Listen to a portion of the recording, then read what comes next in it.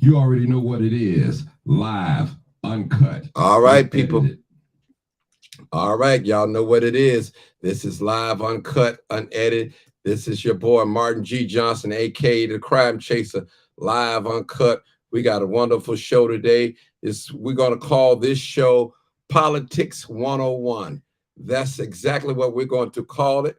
We got a couple of call-in guests, and I want to tell all my guests, those that call in, you got like a 2-minute limit, and I'm gonna let you know when your 2 minutes are up. And then we're good, and we're going to talk. You're going to stay on the panel. You don't have to speak and be done, one and done. We're not going to do that. We're going to stay focused. We're going to respect each other's opinion because we all may not agree with each other.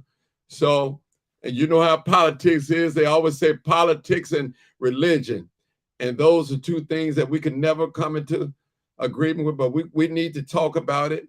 Right now, our city is in crisis, and I'm talking from a Black person point of view. We need help. And if we're going to have somebody leave this city, our interest as Black men and women or African men or whatever you guys prefer to call yourselves, some folks don't like to be called Black. That's how it is. But this is live, uncut, unedited, people. And we want to do what's right. We're going to make it happen, people. This is live, uncut, unedited. I appreciate you guys tuning in. I want to appreciate my Facebook family.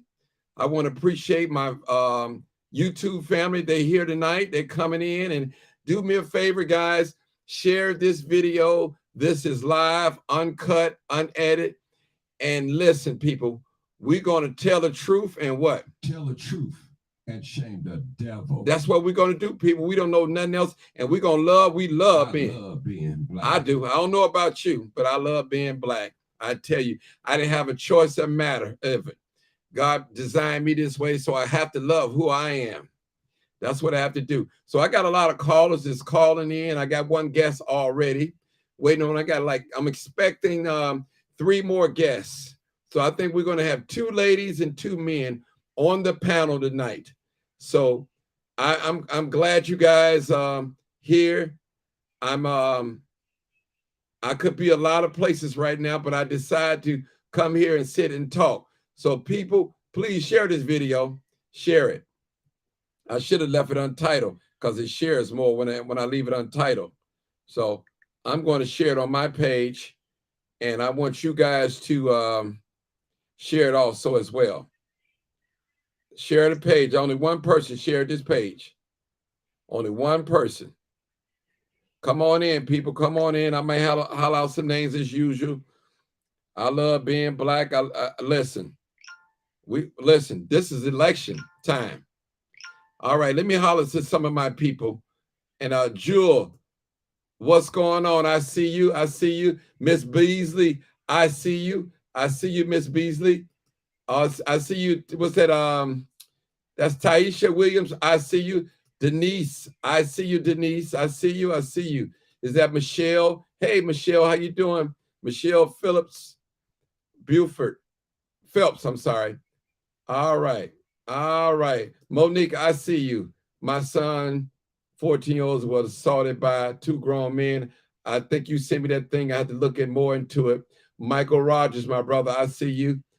Modesta Otis, I see you. That's Donnell Hill, I see you. I see you. My dear sister, if you got any type of footage of that of assault with the police, let me know. I'm gonna get back with you because I know you did reach out to me. You did reach out to me, and I want to respond. I've been so busy. I promise you, it's just only one of me. It's not like I have a whole organization. I do have to work. I do have to eat. I do have to pay bills, but I try to balance my time, giving back to the community, letting the community know what's going on.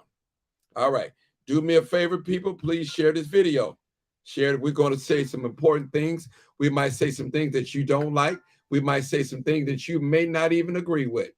But still let's respect each other, one another's opinion. That's how we're going to do that. I know I got another call on here, 7202. Who are you? 7202. Who are you calling? This is Sister Doris. Hey, Sister Doris, I'm waiting on the rest of us call. I'm waiting on us to call. All right. All right. This is Live Uncut. We're going to have a beautiful show tonight. And this is where we're going to tell the truth and shame the devil. Angelina Livingston, how you doing? How you doing? Diana Gangs, how you doing? How you doing? How you doing? I have, let me pronounce it right. Let me open up this screen a little bit more because this screen is so small. Viewer, yeah. All right. Let me open up my screen so I can see better. All right. Sister Doris, all right. All right, Sister Doris ain't no punk, boy. I tell you, it's the real deal. She ain't no punk, boy. She's a pistol. She's definitely a pistol. Louis Ramsey, I see you. Tavina Fields, I see you. Tiffany Wilson, I see you. How you doing, Tiffany? All right. Angeline Livingston, I see you. Diana Gangs, I see you. Is that Donnell Hill? I see you. I see you. Come on in. Come on in. Come on in. I'm waiting on a few more guests to call in. I got Brother George Blakemore is coming in. I got Sister Erica coming in. Deborah, I see you all the way from Wisconsin. Make sure you guys share this video. I'm tired of, and I'm not going to let you guys run my blood pressure up tonight. I'm going to sit back and relax. I'm not going to let y'all, Sister Doris, they did it to me 2 nights in a row. Listen, my blood pressure is under control. One thing about it, I take care of my health, and I ain't going to let nobody take me out of here. I tell you, not at all. It ain't going to happen. Not at all. It ain't going to happen. It ain't going to happen. All right. All right. I just had a caller came in too. Caller 9884. Who are you, caller? 9884. Last 4 digits. Hey, caller. 9884. Caller. Brother Martin, I don't know who that is, but this is Sister Erica. I see you. Okay, I see you, Sister Erica. Okay, we got a couple more people. I had another brother on here too.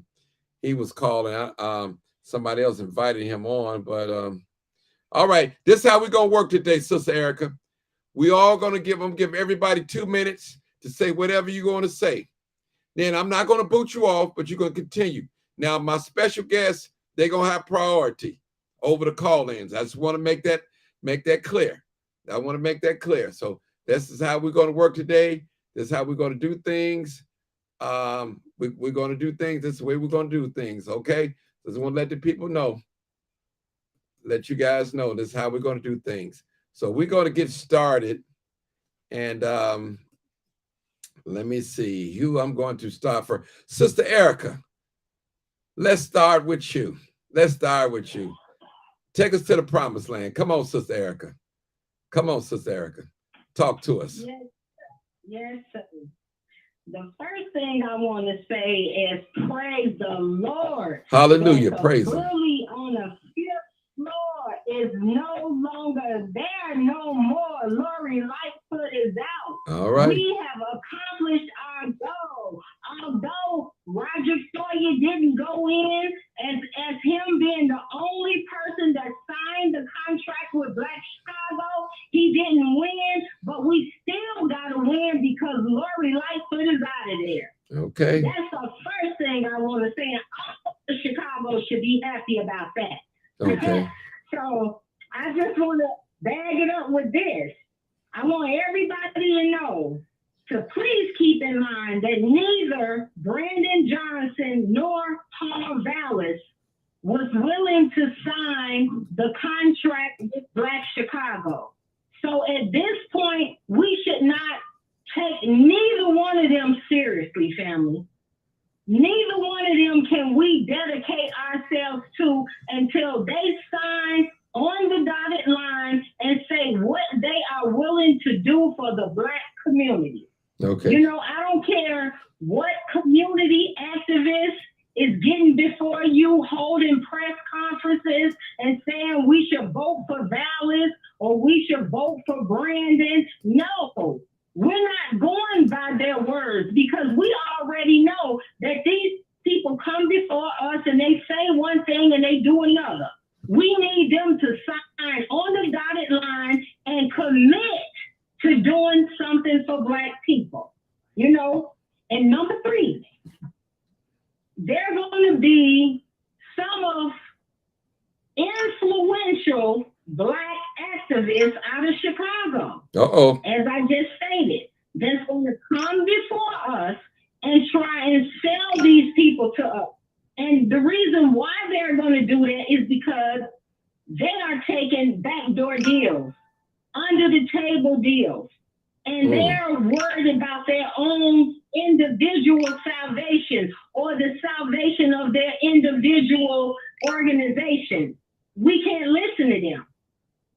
We can't listen to them. And a lot of these same people that I'm talking about are people that was going against Lightfoot up until this election time. And now all of a sudden, when election time came about, they want to come before our people and say, oh, Lori is the best candidate.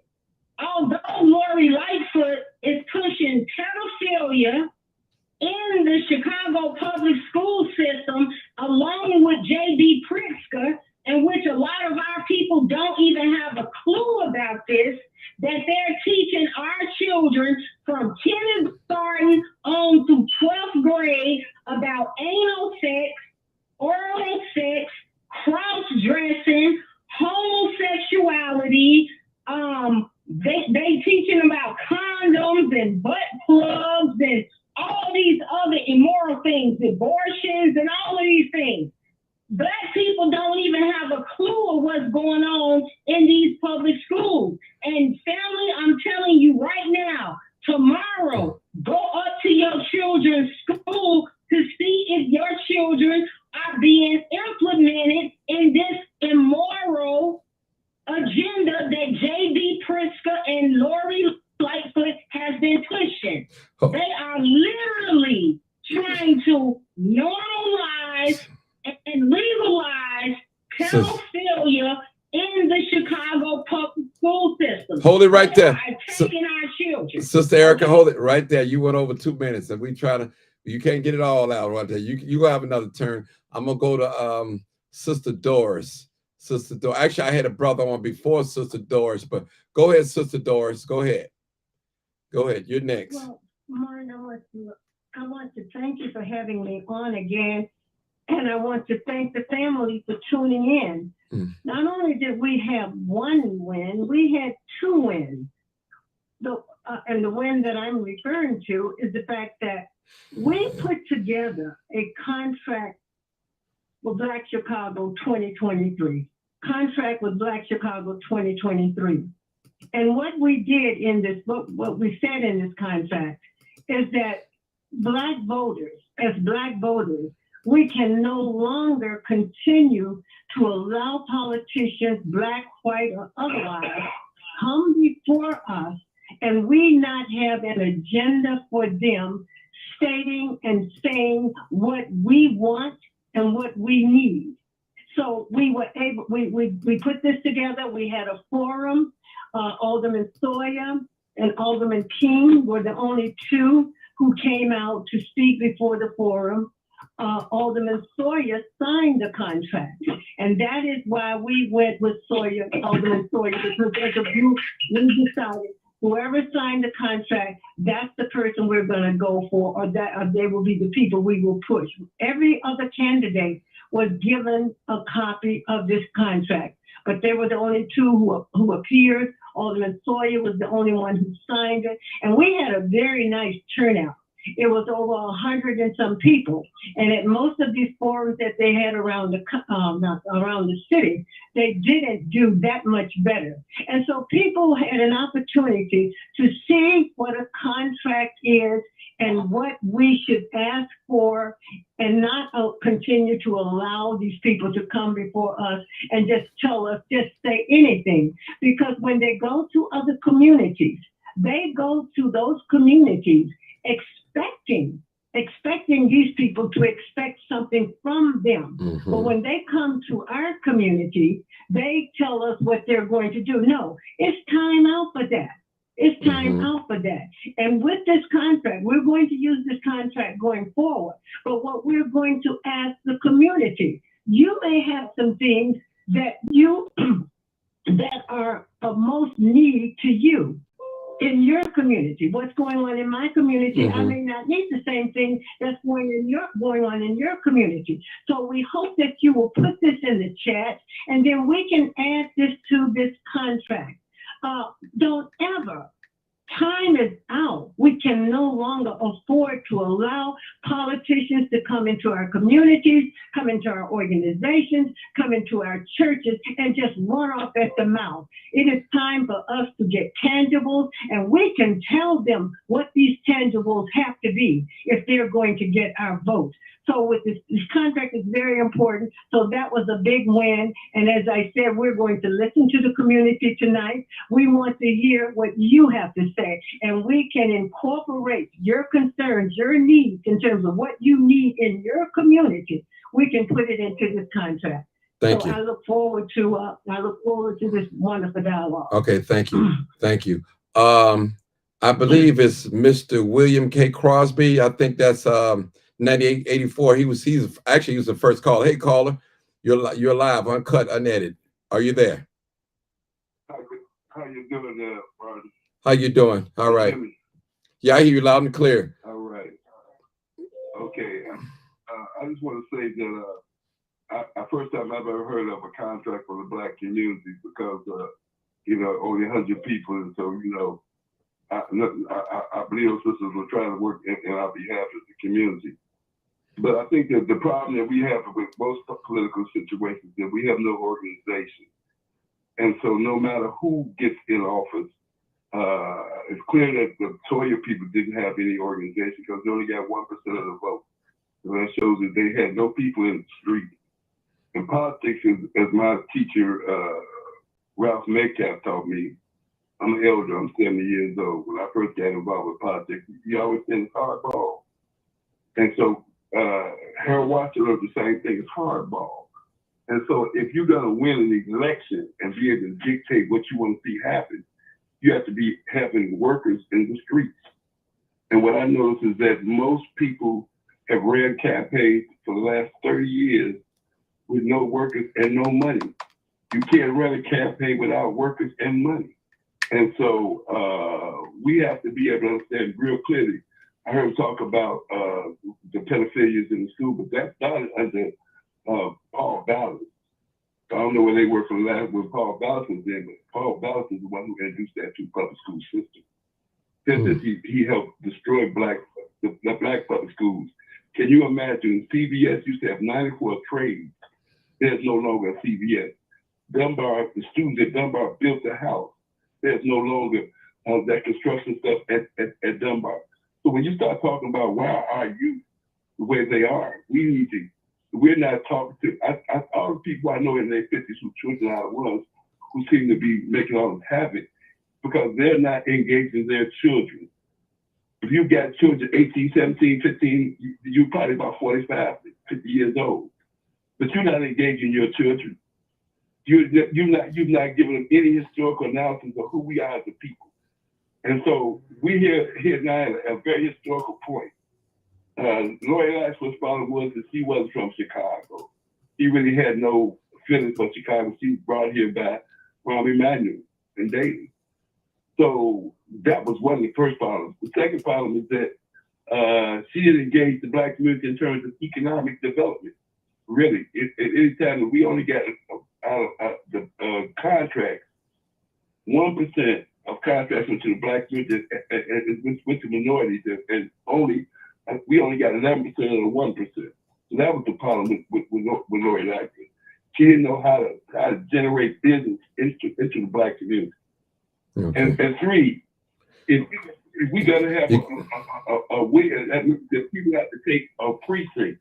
They've now made the precincts 1,000 people per precinct. I'm sitting there looking at the numbers that I went down to the board yesterday, and I wanted to get a clear view. In the 19th ward, which is the police ward, 20,000 white police came out and voted. In the Black community, they was going to have 6,000 to 7,000 in their wards. Even though we have voted, 1 million people did not vote in Chicago. 1 million, and we're the Black community. It's the majority of that 1 million. Brother Crosby, okay, 2 minutes. I'm gonna give you a chance to talk. Let me just say this real quick. let me say this. I just want to say this real quick, a conjunction what you said. Now, I'm under the impression that we do have, I believe that we have over 500,000 Black registered voters here in the city of Chicago, but I'm under the impression that a lot of those people have moved on, gone to different cities and different states. That's what I want to say there. But I got to go to my next caller. I'm going to come back to you. I got a couple of more people that I got to hear from, but I'm going to come back. And I'm gonna come back to you. So, bro, just hold on. Good information. Good information. All right. 4703. You're next. Go ahead. Go ahead. 4703. God bless everybody. That's okay. Just wanted to, I've heard everybody, their viewpoint, their opinion, expression, and that's good. And as the gentleman said, the older gentleman said earlier, I did not agree with Eliza because being a part of CPS, I do know that she bullied a lot of the workers during the time the pandemic came. She threatened a lot of people about their jobs. The SEIU union, which is really a thank you union, really did not really come strong, but they did say, listen, you can't send our workers back into the building and there's nothing to do to sit around to get paid for nothing. And then when the kids started to come back in April, then a lot of the people started, getting sick. I didn't like the bullying that she did. I can say that because I was in the union meeting when she said it. As for Elder Brandon Johnson, I'm going on the record to say this. If you don't know him, get to know him. He's a part of my church. No scandal, no junk. He's saved, he's sanctified, and he's filled with the Holy Ghost. Before anybody judge him, get to know the brother.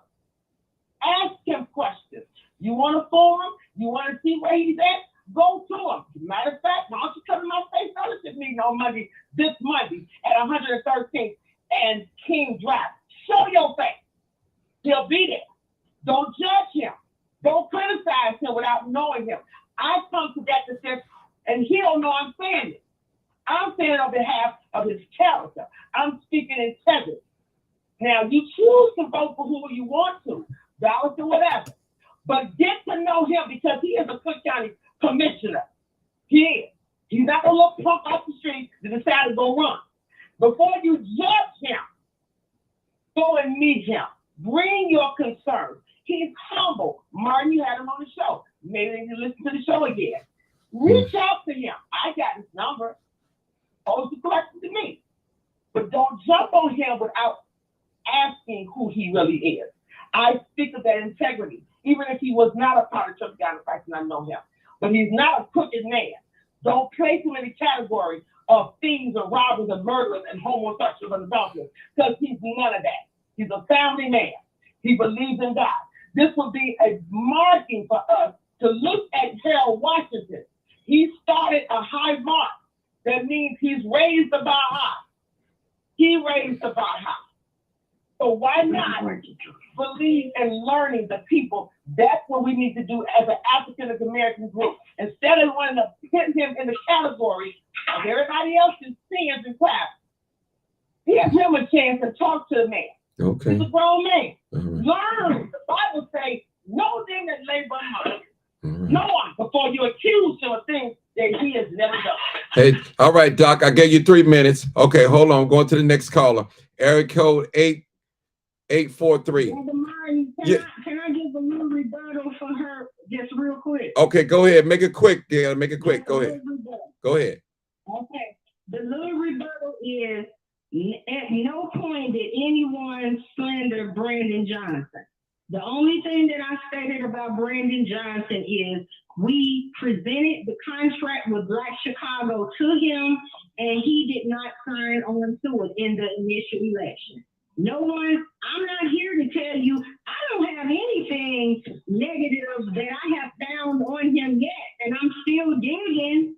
I am still digging, but if I dig up ballots, I can do a simple Google search, and it's all his negativity, it comes up immediately. But I haven't found anything on Brandon Johnson. But that is not going to get Brandon Johnson elected. He has to do something for Black people. And he has to sign on the dotted line. We're not going for what your mouth says.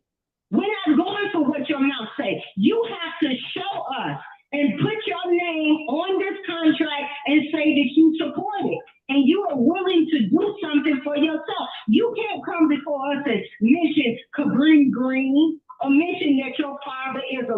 reference or mention that you're married to a black woman and think that we're going to jump on board, that day is over.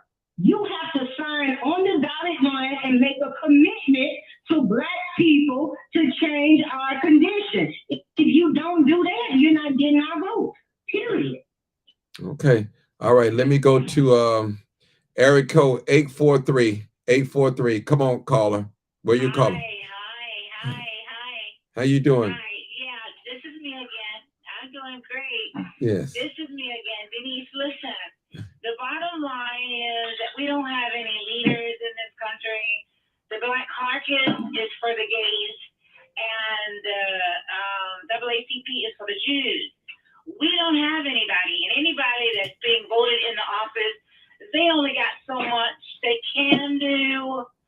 If any church have a church and they're running for office, if they're not in the community teaching Black history from where they came from, their ancestors, the things that we was lacking, like coping skill, communication skill, this is a lot of the problem we're having in our whole society, because those skills that we're lacking. But anyway, we don't have anyone. And for those people, those pastors, whatever, Catholic, Methodist, whatever, if they're not teaching Black people that there are gods and how they get in touch with their ancestors, how do their ancestors worship, how do their ancestors protect themselves, how do our ancestors got us inspired. We cannot do what the colonizers do. They made the game. They know the rule, and it doesn't matter who get in office, they're gonna pay them to shut up. Matter of fact, I went to one of the county meeting. No, I went to Columbia to a meeting, and this Black lady, she must thought I was Mexican because of my skin. I had on a blonde wig. She bent over to me. She said, "You know what they pay me to do?" I said, "What?" She said, "They pay me to go into the Black community and tell them what's going on, and I reported to them, and they pay me." And she was so excited. She was so happy for her position. Yes. Okay. All right. So, Okay. Well, hold it right there. 2 minutes. I'm gonna come back to you, sister. I got 1652. Come on, caller. Hey, caller. Good evening, Brother Martin. Good evening, everyone. Hey, how you doing, my brother? Good. Brandon Johnson should be judged. He got to be judged just like you judge Lori Lightfoot. He should be judged. He should be approved, and he will be judged like a tree that bears fruit. Okay, he got to be judged. We're not giving him a pass. I want him to beat Paul Vallis, but he cannot beat Paul Vallis. One strike against him, he's in the pocket of the CTU. CTU is not a plus for him. Understand the entire demographics of Chicago. And then he wants to raise taxes and defund the police. He's going to lose against that white man on that platform. So you can put your head in the sand, and he has to build a coalition, a constituency, not one voting block, not his small, narrow base. The CTU is going to be a stumbling block for him. He has to branch and build a broad coalition. He has to reach across, and he should be judged. What do you mean, don't judge him? Judge him. He's a public servant. He's on the taxpayer's payroll. Judge him. He has to show himself approved. You judge Lori. He ran to run a Black woman out of office. So judge him. I want him to beat Paul Vallis, but he's not going to beat Paul Vallis until he build a broad coalition, because guess what? This was a very low voter turnout. And guess what? In April, it's going to be even lower. The Black community didn't show up in masses. The Hispanic community didn't show up in masses. We have to register to vote, and then we have to actually go out and vote. This was voters' apathy. This was voters' apathy. Now, it took all these Black candidates to get to unseat this Black woman. Fine. Now, let's see if we can maintain the seat and get Brandon in it. Now, we'll talk first. So Sanders and everybody else who support him, including me, for him to get his message out there and for get people to the goal. It's a good thing to say one thing, but they're not showing up. They didn't show up yesterday. It was voters' apathy. You're breaking up. You're breaking up, my brother. You kind of breaking up. You gotta build a coalition. You gotta build a coalition. okay? Hello. Mayor, Well, Mayor, can I say something? Okay. Who's that? Doris? Yeah. no, that's someone else. Oh, there's somebody just come in. Who's it? Who is it? Hello? Who's I got another caller. Who was trying to come in? Okay, go ahead, Jay. Who's trying to come? No, but go ahead. I get you. Wait, caller. Go ahead, Jay. Go ahead. Go, sir. Go ahead. Go ahead. I said my piece. Okay. I wish the brother will win, but he has to build a coalition and broaden his base. And he has to not treat the CTU like he's one of their puppets, because he's going to show enough lose if he does that. He has to know how to be independent. Okay. And that's all I got to say. Okay. All right. May I respond? Yeah, you can respond to that, but I got another caller. But go ahead, sister. Go ahead, respond to that. Go. Go on the microphone now. Okay, I'm gonna take this caller real quick. Okay. Hey, caller, 0406. You're live, uncut, unedited. Caller. Hey, Martin. Hello. Yeah, you got 2 minutes, sir. Come on. Oh, yeah. All I wanted to say, you know what I'm saying? I don't see Brandon Green Paul Valley, because when he got in the race, they showed that Paul Valley had a lead that nobody can beat him. So if you look at this city of Chicago, it's been rigged for years. And this election was rigged. I don't even see Paul Valley get it to the top. And everybody talking about they glad Lori Lightfoot gone. It wasn't us that took Lori Lightfoot out. It was the white people that took her out because she wasn't doing her job. When stuff started happening downtown in the north side, they like, we got to get rid of her. But that's tough people. I don't see Brandon beating Paul Valley because they put him in that position to win. And why would they put anybody besides this guy who had like 20% inside Paul Valley, doing Paul Valley was going to win the whole election? Well, brother, let me say something. Hold it out right there. Let me explain something to you how this works. Anytime you had 7 black candidates really one against one, the vote was going to split. The black vote was going to split anyway, brother. So he had a clear path, a clear path. Now, if you had 2 or 3 other whites in there, it wouldn't have been that way, brother. But this is a different story now, different day, different time. We got April the 4th. We have to go out and vote, whoever you want to vote for. You know, so I understand what you're saying, brother. I understand what you're saying. Okay? Go ahead, Sister Doris. Go ahead. But you can't be defeated. You can't be defeated. You can't be already. Brother, listen, we don't speak defeat on here. I don't know if you knew on this broadcast, but we speak life. I always vote with my Okay. own time, but it's just that my own time ain't not going to win against somebody who that they already going to put in that office. Oh, well. Are you going to work in a precinct? Are you going to work in a precinct, get people to come out and vote? Yeah. Because that's what didn't happen this time. People were not out there working. I rode around too many precincts. People were not out in the streets working. Well, let me say this, sir. I'm in a wheelchair. Okay, sir, let me say this. Well, Let me just say this, Sister Doris. I'm going to let you go. Sister Doris, let me just say something. Sir. The numbers that reflects down in the polling place, I don't believe that there are the same amount of people that live in. A lot of people, y'all don't understand, have left Chicago.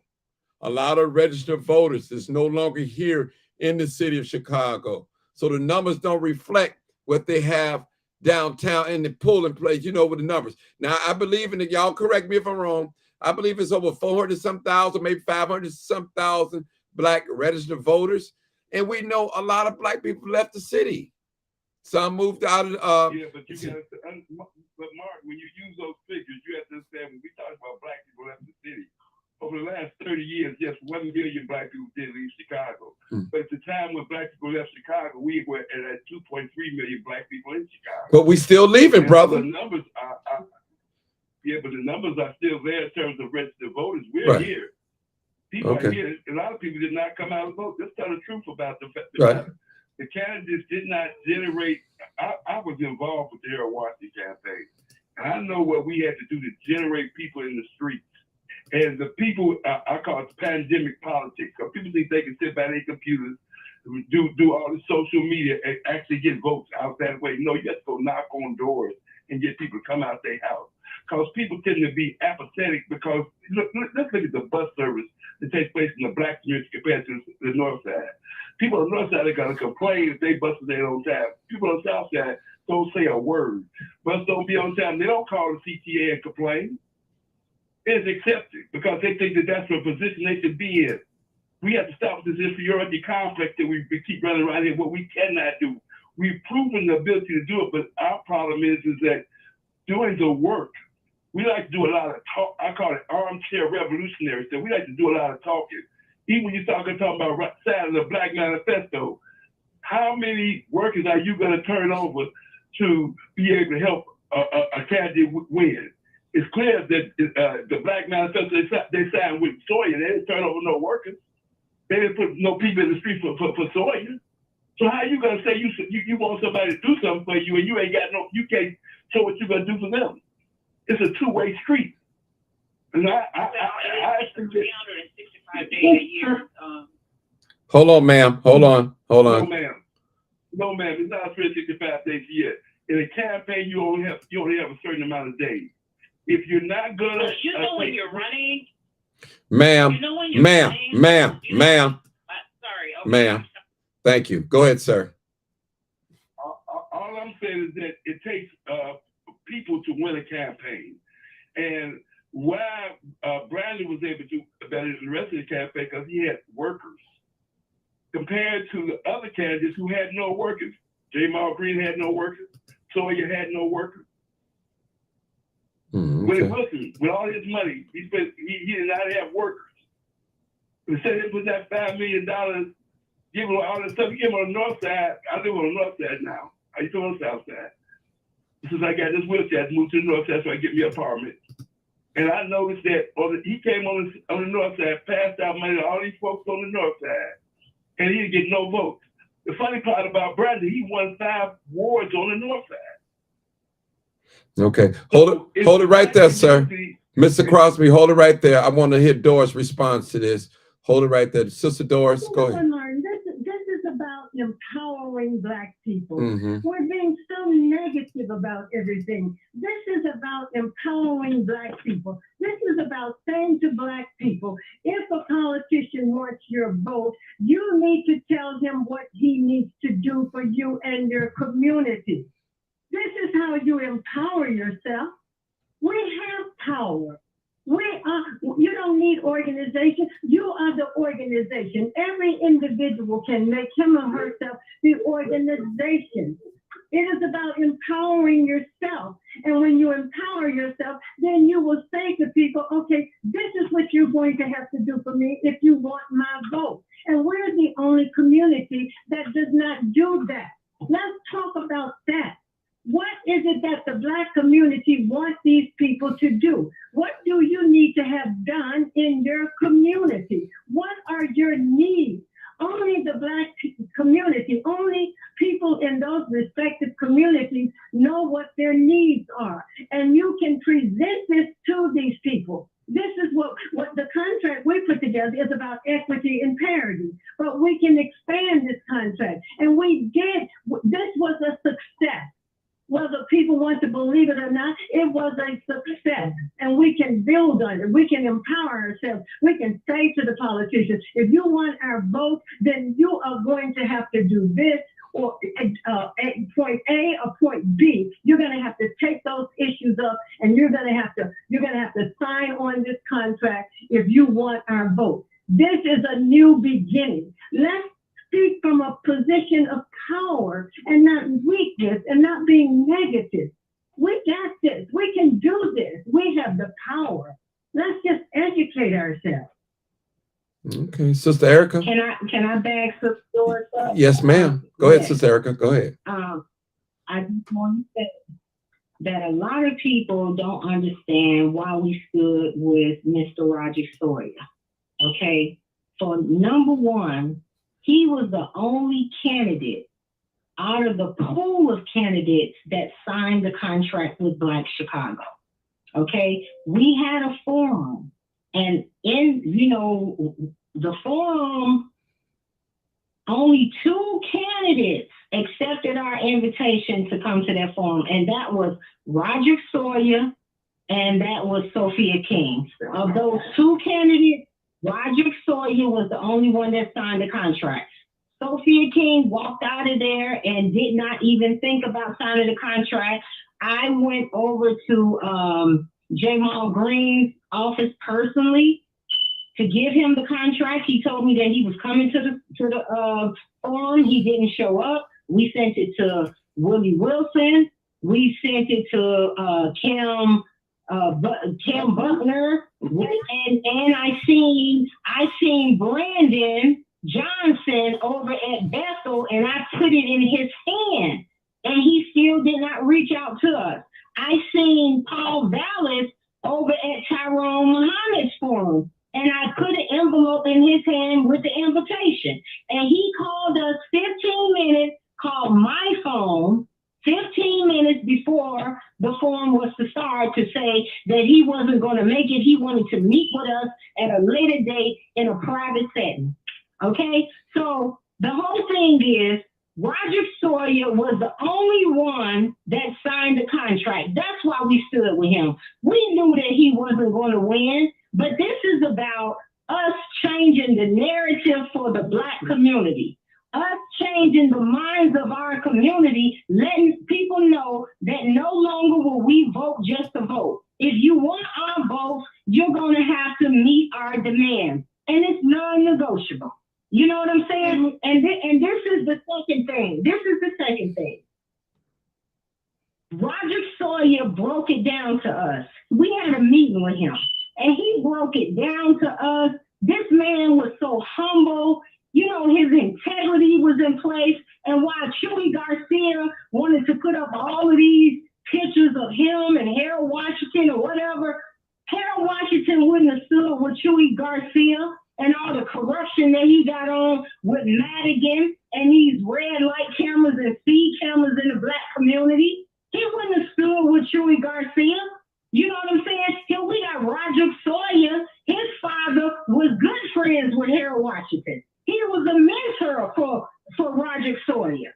You see what I'm saying? So they put out all of this, this propaganda, and they fool our people into believing what they say. That's why we came up with the contract. You can say whatever you want to say, but sign on the dotted line. And Roderick Sawyer was the only candidate that signed on the dotted line. He is an attorney. He read that contract thoroughly. Okay, thoroughly. And this man, all right, sis. He said, listen, let me just get this out. Let me just get this out, Mike, because this is important. Everybody needs to know this. When a new mayor is elected, they have the opportunity to bring in their own staff. You understand? So when Roderick Sawyer committed to the contract, that means that he was going to bring in his own staff to implement the contract.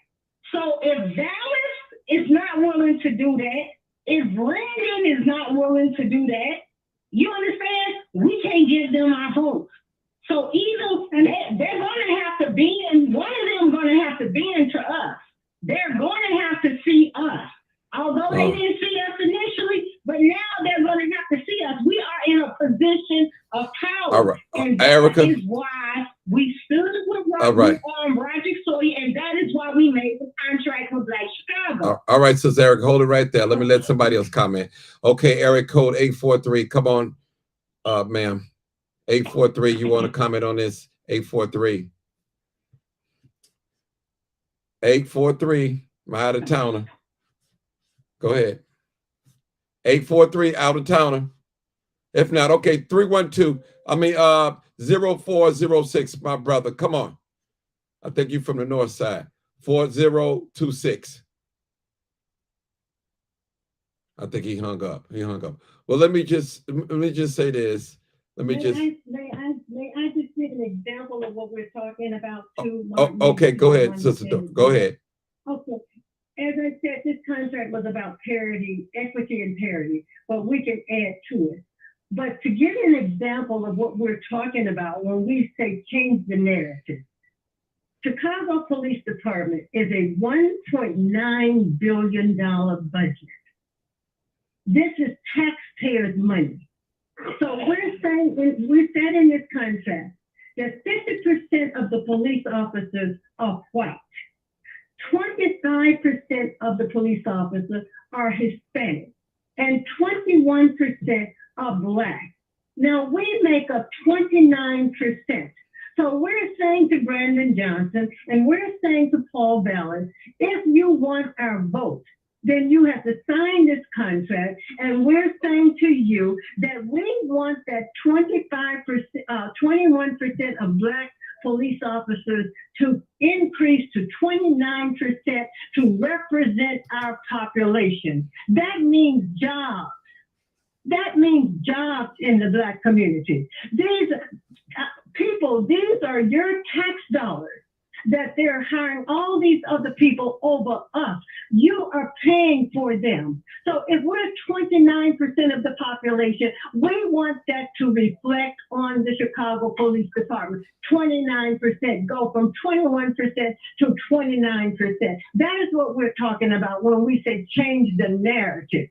As telling them, this is what we expect from you if you want our vote. And as I said earlier, we can change it. Put into the chat what you need in your community, and we can change this and add to it. We got to change the narrative. We can no longer allow them to come into our communities and we don't get anything from voting for them. And then we can go to the streets. We can go to the streets for Brandon or for Ballard, whoever signs this contract. We're willing to do this.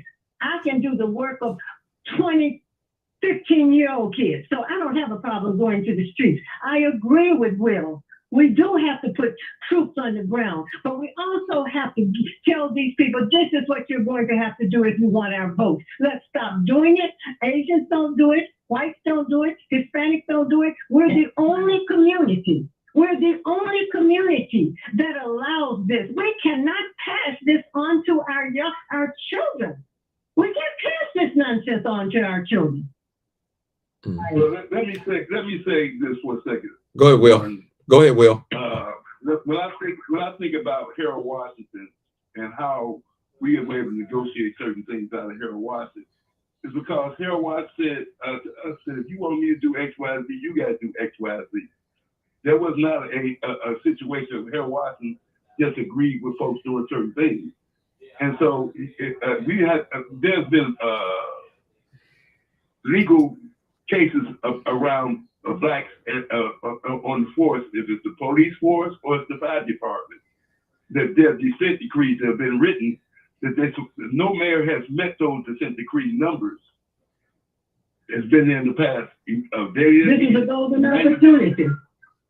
I'm saying none of those mayors in the past have met that bar. And so for us to want something out of someone, we have to be able to know that if we say we got power, that means that in Harold Washington's campaign, Harold Washington had the people. I hear people talk about Harold Washington, but he said we had the people of the street had the power. Harold had to deal with us because we had power in the streets. We produce people in the streets.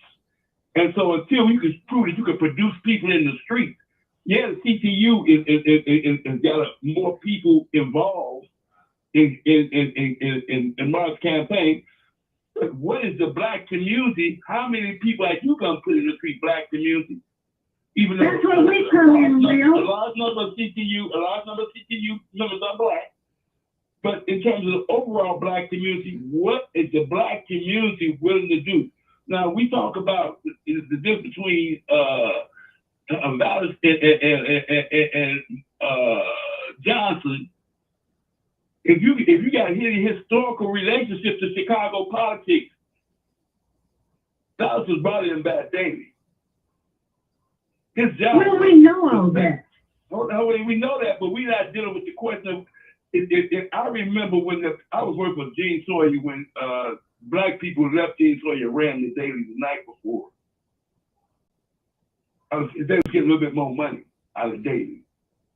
And their very actions are the reason we're in the black community in the position we're in today, because black people, because Soy didn't have the amount of money in his pocket that Daley had. They ran over to and voted for Daley, and he destroyed the black community over the last 30 years. He put public housing on fast track demolition. He destroyed they shut down all the schools. I keep telling people, the mayor who you think is the mayor can increase the percentage of black policemen from 21% to 29%. The mayor is in a position to do that, Will.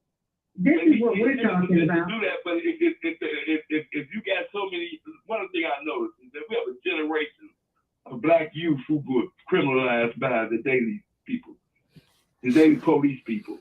If we have so many young men that can't get jobs because they have a felony.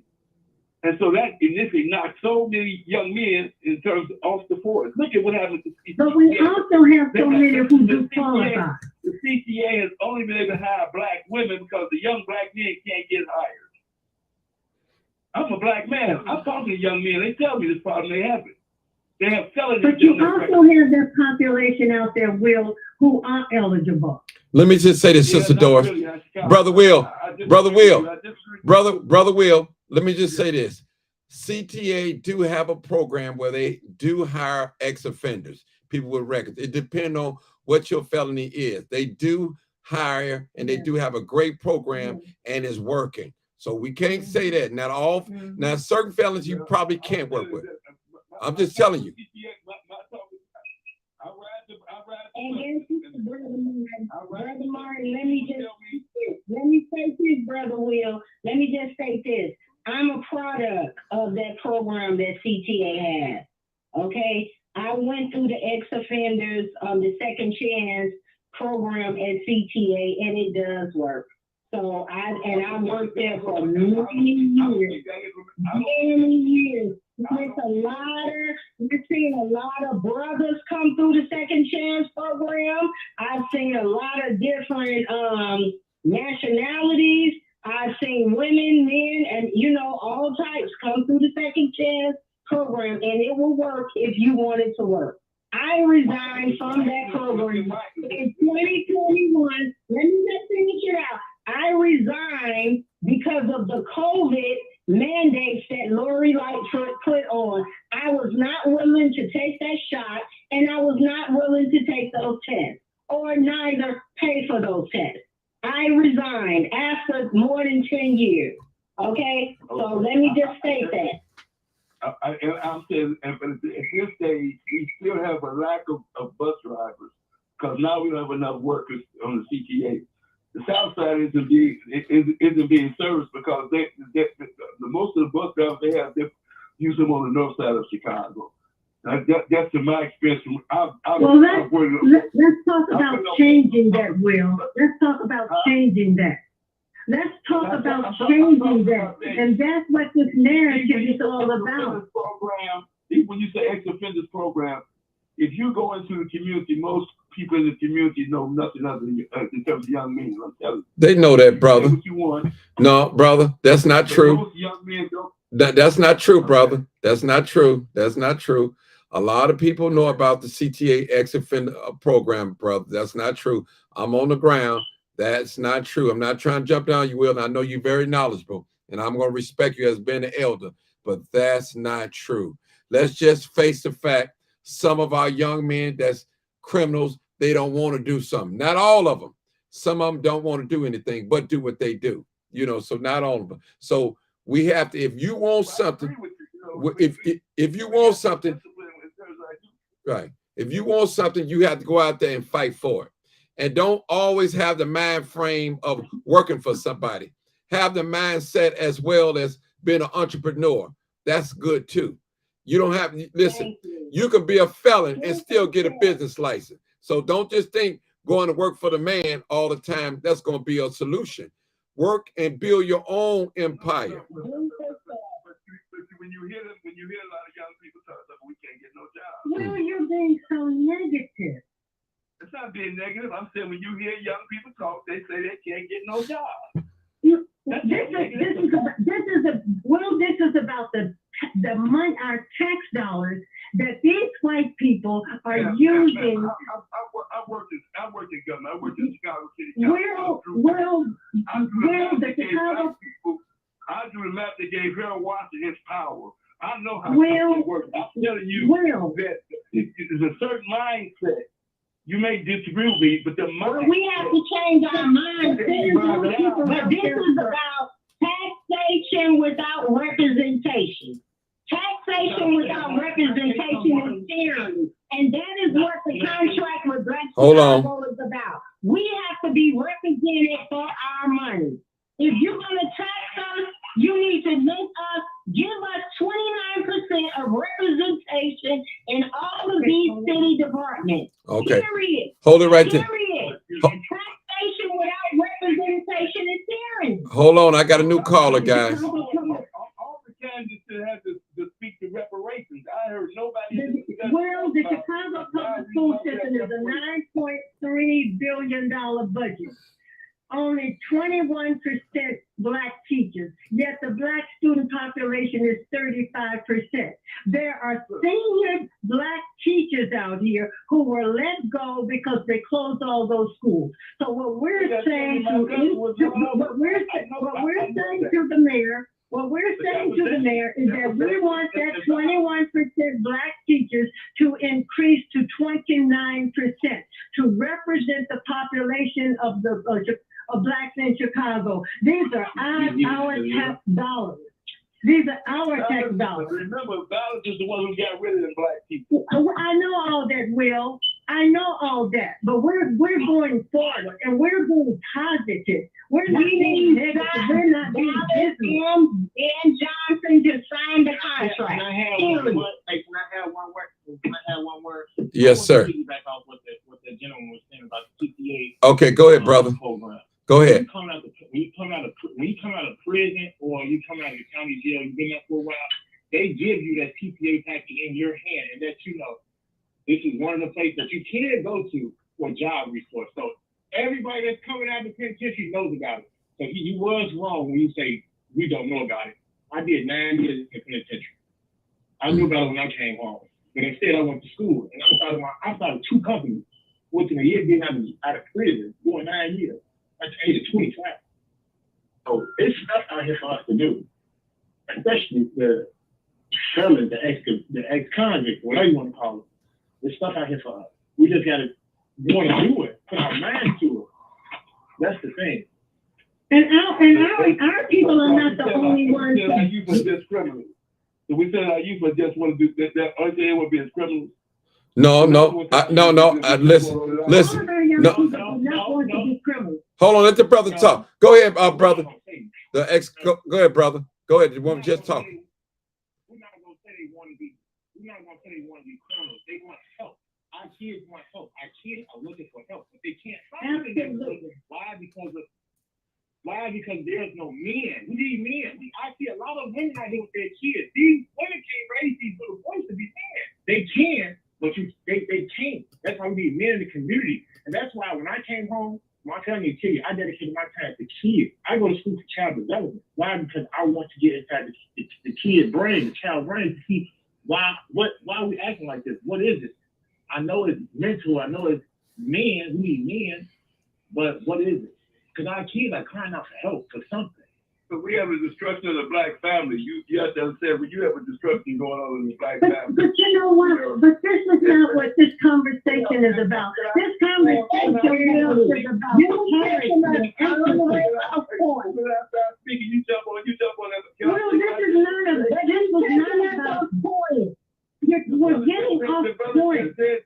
Well, we're getting off point. Because it all has to do with our political situation. If you have we are getting off point. No, if you have Martin, we're yeah. getting off point. Okay. Hold it, brother Will. We're going to this. But all this has to, everything has to, all this has to, it goes to politics, basically. And I'm like, and it's not all time because this is something we just talked about, honestly. Yeah, But not today. We're worried about Brandon Johnson and all down there doing something for the Black community. It's Listen, let me just say something, brother. Let me just say something.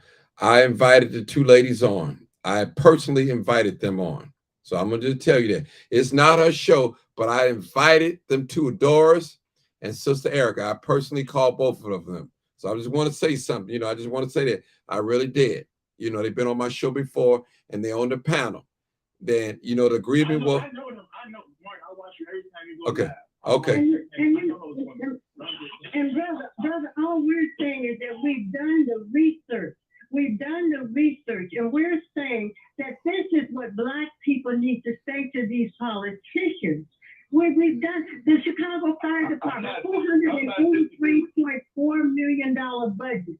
75% of them are white males, and white people only make up 33% of the population, but 75% of the people, the police, fire department is white males.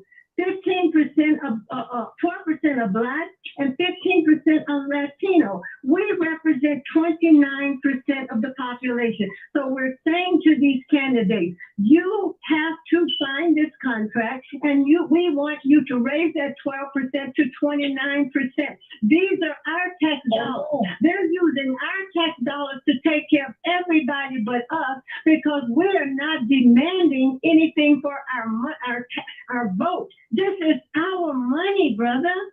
This is all we're saying. About the money, because when we talk about the Board of Education, that's one budget. We talk about the Power District, that's another budget.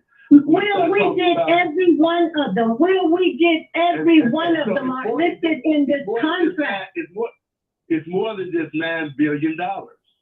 It's Chicago Public Schools is $9.3 billion. And Will. Chicago is $15 billion. All right, but we're talking about the Chicago Public Schools. You're absolutely right. But we in this contract. Excuse me. The mayor controls all those budgets, man. Well, we know that, and this is what we're saying. That's why we are talking about the future mayors of Chicago. That's why we're talking about Vallis and Johnson. That's why we did this. At the end of the day, we have to understand that if we don't put get control in terms of us being able to produce. At the end of the day, what we need to do Sister Doris, if you want our vote, this is what you have to do. Sister Doris, let him talk. I want to ask him a question. Let him talk. I want to ask him a question. Go ahead, talk, Will. I need to ask you a question. Go ahead, talk. Finish talking, Will. I have a question for you. Go ahead, Will. Go, Will. I'm just saying, if when you start talking about all these different budgets in the city of Chicago, the mayor's office controls those budgets. Absolutely. So that's what we're saying. You're gonna let me speak. There you go. You're jumping in my conversation. Well, you've been in ours all night, so go ahead. No, I ain't been y'all. I'm trying to stay out of y'all to let y'all speak. So you get finished speaking. I'm gonna respect you like you gotta respect me. Well, I know you and I respect you, but I disagree with you on some things. Because you disagree with me, Doris, but I know what work you did on the street. I know what I did on the street, and I know what I did worked. I won my first campaign at 24 years old. Now, when did you win a campaign? No. What did you say? Errol Washington had to bow down to me when I was 24. He asked a question, Brother Martin. Will. That's what I'm saying. I'm saying he asked a question. He asked a question, Brother Martin. Will. He asked a question. He said, when did Sister Doris win a campaign? She didn't win a campaign. And if you won a campaign, it wasn't productive. So that's why we're still here talking right now about Vallis and Brandon Johnson and their campaign and about them addressing Black people. All the time, this is what I hear. Okay, brother, let me just get this out. You asked the question, but you asked the question and I'm going to answer it for you. Because every 4 years, I hear this from Black people. What's in it for Black people? Now, we have stepped up and we came together and we put together a contract for Black people. And it's people like you that want to minimize and destroy our efforts. What's wrong with you? Are you mentally insane, or do you not recognize that we're all on the same team? We're not working against Black people. We're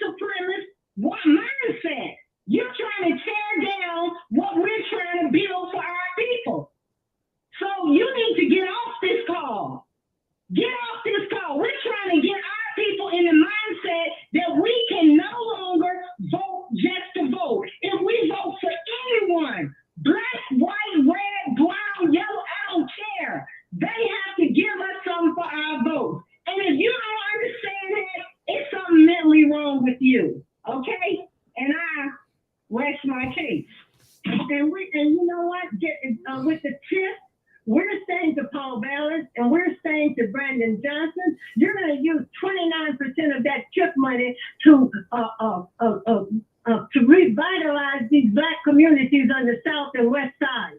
Because this is what TIF money was all about. That was the original intent of TIF money, to uplift and to revitalize blighted areas, particularly on the west and the south side of Chicago. But what have they done with that money? They have given that money to these developers on the north side. They gave that, with this white boy Rahm Emanuel brought in here and built that Whole Foods over there in Inglewood. And they knew they were not going to stay there because they knew that the people were not going to be able to afford those high prices over there. But they got that TIF money and they left Inglewood, but they left with billions of millions, if not billions of dollars. And what we're saying to our people, we want you to start rethinking this. This is about economics. The reason our children don't have anything because they don't have any resources. They are not putting resources in our communities. And that's why you have the things that are going on in our communities like the crime. There is a serious relationship between crime and poverty, crime and a lack of resources. You look on the north side, resources, Asian community, resources, Hispanic community, resources. You come back on the south side of Chicago, it looks like a bomb been dropped. And we're saying no longer will you take our tax dollars and take care of your children, take care of your family, and our children are not going to be taken care of. This is what we're saying in this contract. We have got to redefine the narrative, and the narrative is economic. The narrative is equity. The narrative is parity. Yes, these people are over these departments, and they can increase that 21% to 29%. That's the mayor. You just said the mayor is in control. Well, since the mayor is in control, we're saying to this mayor, we want these percentages to increase. All right. And that creates jobs in our community. Let the brother talk. Come on, Will. Go ahead and talk. Go ahead, Will. Okay, we have to look at the whole reality of this. Those same people are the same people who are behind ballots. Those same people who you know what? You are talking the same as you were talking 50 years ago. We understand that. That's right. Telling right that, telling that. You have to see my conversation. I'll let you talk. Yeah, let him talk, Sister Doris. Let him talk. Let him talk. I don't think you ever said they call conversation. Okay, go ahead, bro. Conversations where you agree. Will, Doris is telling you right. Yeah. Okay. Okay, let Will talk. Doris is telling you right, Will. Look, George, you can't tell me nothing. You tell me about how life. I told you to call, Martha. I'm glad you there. I told you Lightfoot was not produced for the Black community. And you nobody gonna produce for the Black community. That's the Black community. You should stop looking at government to do any damn thing. The Lightfoot was brought here by Daily and Emmanuel. Come on, stop it. Okay. We are getting now, who do you think Okay. Brandon Johnson is brought here? Okay. Brandon Johnson is the same. Doris, you was correct, but we cannot no longer look to government. We got to do this ourselves. We got to bring. I'm telling you, where is Black Wall Street? Black Wall Street. Listen, these Black people, we looking for the white folks to give us equity. It's not going to happen. We have to do it ourselves. And don't be telling me to go back to Africa now. I want you to go to Africa. Reparations ain't even on the table. You've been having this discussion. No, it's not going to be no reparation. Well, then you got to do it yourself. There we go. We got to do it ourselves. Okay. Gentlemen. Like you don't know how America was built on our back. Wait a minute. You cannot wait on the government. They attack you without representation. We just have to do it. Doing Black Wall Street, they weren't looking for no damn government to do a damn thing for them. We have to do it ourselves. Stop looking to government. It's not going to happen. Brandon Johnson is not going to help us. And Paul Ballard is not going to help us. Nobody can help us but us. So George, so what do you think? What's your take on all of this? I don't know if you've been listening in or not, about Vallis and Paul Johnson. I mean, Paul Vallis and Brandon Johnson, what do you think is going to take black people to get another black candidate in? What do you think is going to happen, in your own words? In my words, sir, I always been focused on getting black leadership in these offices. But now at 81 years old, I'm changing the narrative. I'm going back to what happened at Black Wall Street and what's that city down in Florida, and then in Fort Worth, Texas, they had 9th Street and Jones Street. Black people have to do for themselves. The government, getting black elected officials is not the key. Now, and Dr. King even thought he had the key was immigration. Little black children playing with little white kids. Well, we got to now have black kids being able to play harmonious with each other.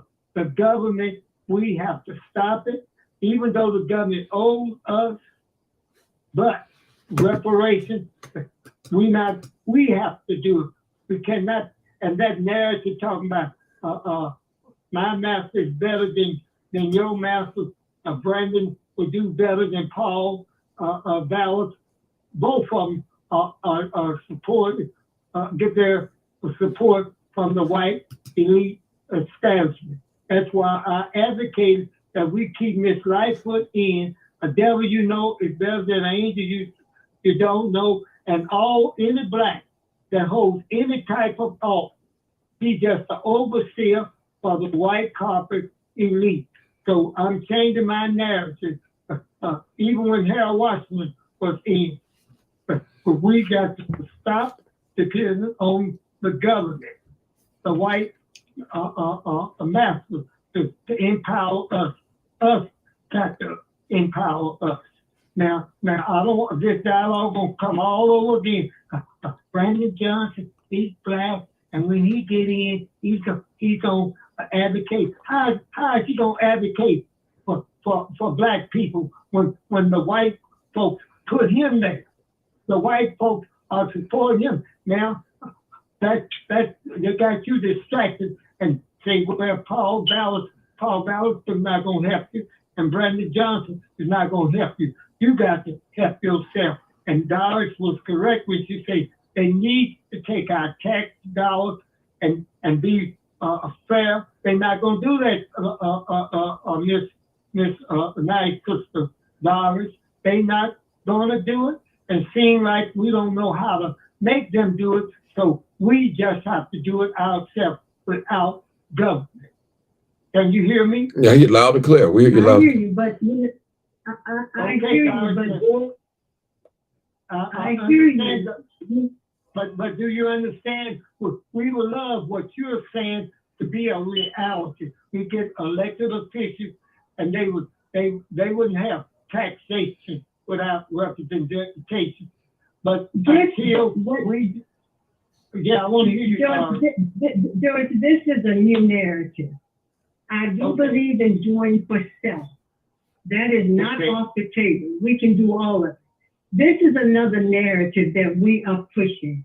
And that narrative is, do not allow another politician to come into our community, church, organization, or whatever. Do not ever allow them to do that and we not have an agenda for them.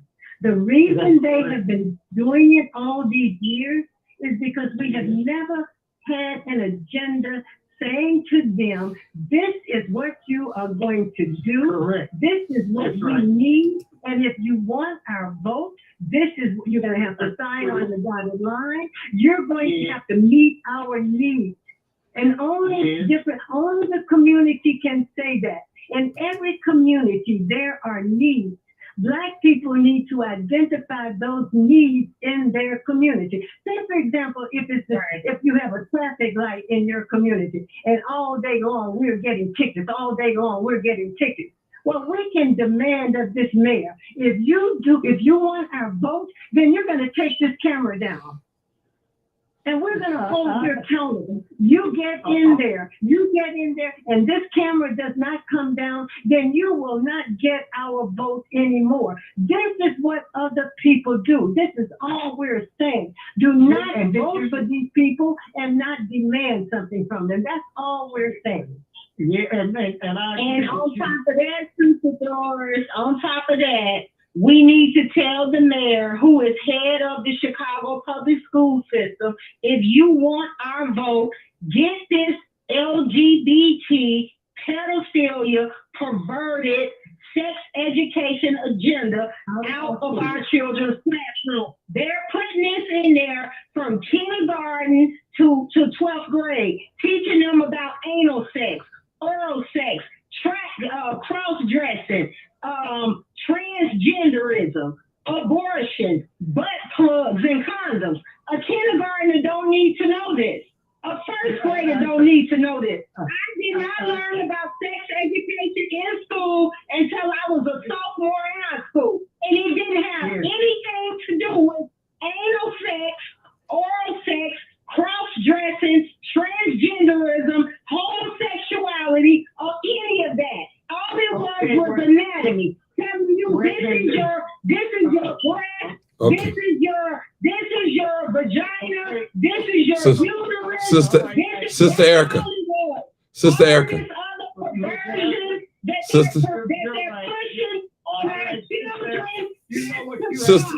Sister Erica, let George talk. Go ahead. You got to be able to, Sister Erica, what you're saying, sex education is primary for the family to be taught and by the community. However, you have to be able to control your own schools. You have to let them know that in our school we make the rules. Now they don't come from downtown and the central Auburn. They come from this community. Now give us the money.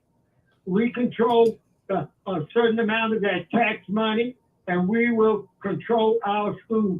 Black history will be taught, civics, math, vocation, whatever. We must totally always be in control of our destiny. We must not. George, you know what they can do?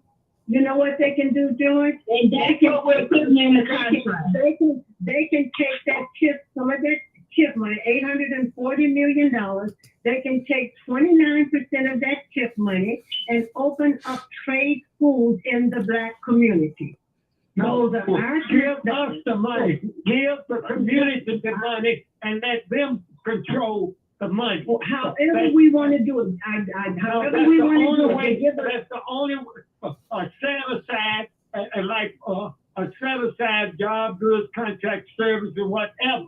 30% should go to Black people, African people enslaved in America. A set aside for us to control the way we want to.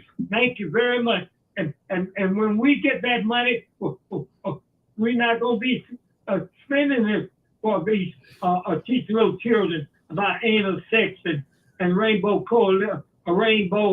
and gay issues. Like you said, the lady said that she didn't learn sex education in the schools until she was a teenager. You don't even need it. It doesn't need to be taught in the school at all. This is a subject for the parents and the community. So Amen. I think that we are all on the same page. We want to control our tax money. We want to control our business, and we want Black people to open a business. We want to have our own business. We have a new vision of a Black Wall Street in every community, Black communities throughout the United States. We must control them. But once we get into that political doo-doo, and that's when the white man takes control. And on the plantation, we got to remember, all of us have to remember this. The white man made a nigger. He didn't make a strong Black man. So we have to change our heritage and Black woman. Let's stay on the money. I don't think All the black money people we need could to- say, let me go on the money, real quick. but Let me we go have to through have this a real quick. mindset. George, let me go through this real Yes, quick. right, Doc. Chicago Public Schools is $9.3 billion budget. Yes. Chicago Police Department, $1.9 billion budget. Chicago Fire Department, $483.4 million budget. Chicago Department of Transportation, $1.75 billion. Chicago Housing Authority, $1.2 billion. Chicago Department of Aviation, $12 billion. Chicago Department of Building, $37 million. The Chicago Department of Planning and Development, $385 million. TIF, $840 million. Those are our tax dollars that are funding these departments. What we're saying to these candidates, let me finish, George, let me finish. What we're saying to these, Brandon and Dallas, we want all of these departments to represent 29%, which reflects the black population in Chicago. Wait a minute, George, which means that these are jobs. These are jobs for our people, for black men and women to take care of their families. These are jobs. We're funding these programs, our tax money, and these programs are taking care of everybody else but us. That's all we're saying. I agree with you. You know, I was at that forum that you had. You had these same. We have to stay on the money. We're saying the same thing. You just said Not really, 29. George, and with all due And I respect, not know really. yes, we are. Well, okay, the money we want to that money, that percent of money. I said 30%. You said 29. All right. Well, I'm going on what the census says, and we know that can know how Okay, to do. we want that money, the 30% of all that money in these various departments. We want to be able to make a 30%, and then we make the decision how to spend this money ourselves. We don't want a center office or the mayor or no one to control that, but the community. And we cannot trust these people. Well, the reason I say I disagree with the reason I say I disagree with you on that is because it's not done that way. That it's not going to happen that way. That's the only way. That's the only way it's going to be effective. This is the only way, because we have to change. That's the only way, because when the white man that's another fight. That means that you want to get rid of the mayor. You want to get rid of the mayor. The mayor ain't gonna get rid of themselves.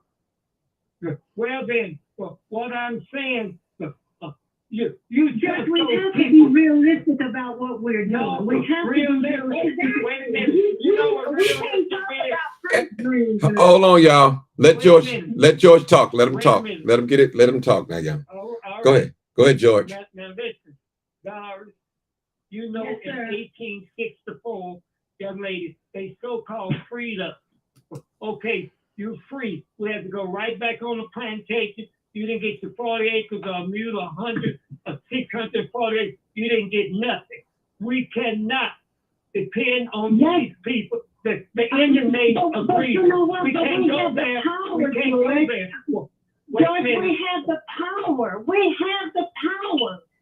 All right, we if we have the power. well, We can do then it. if we had the power, why are we in the predicament we're in today? If we had the Because power, we're not, That's we're not defining No, our own integration. narrative. We don't want to We have integrate not with them. defined our own narrative. We won't. Dr. King led us down a bad road.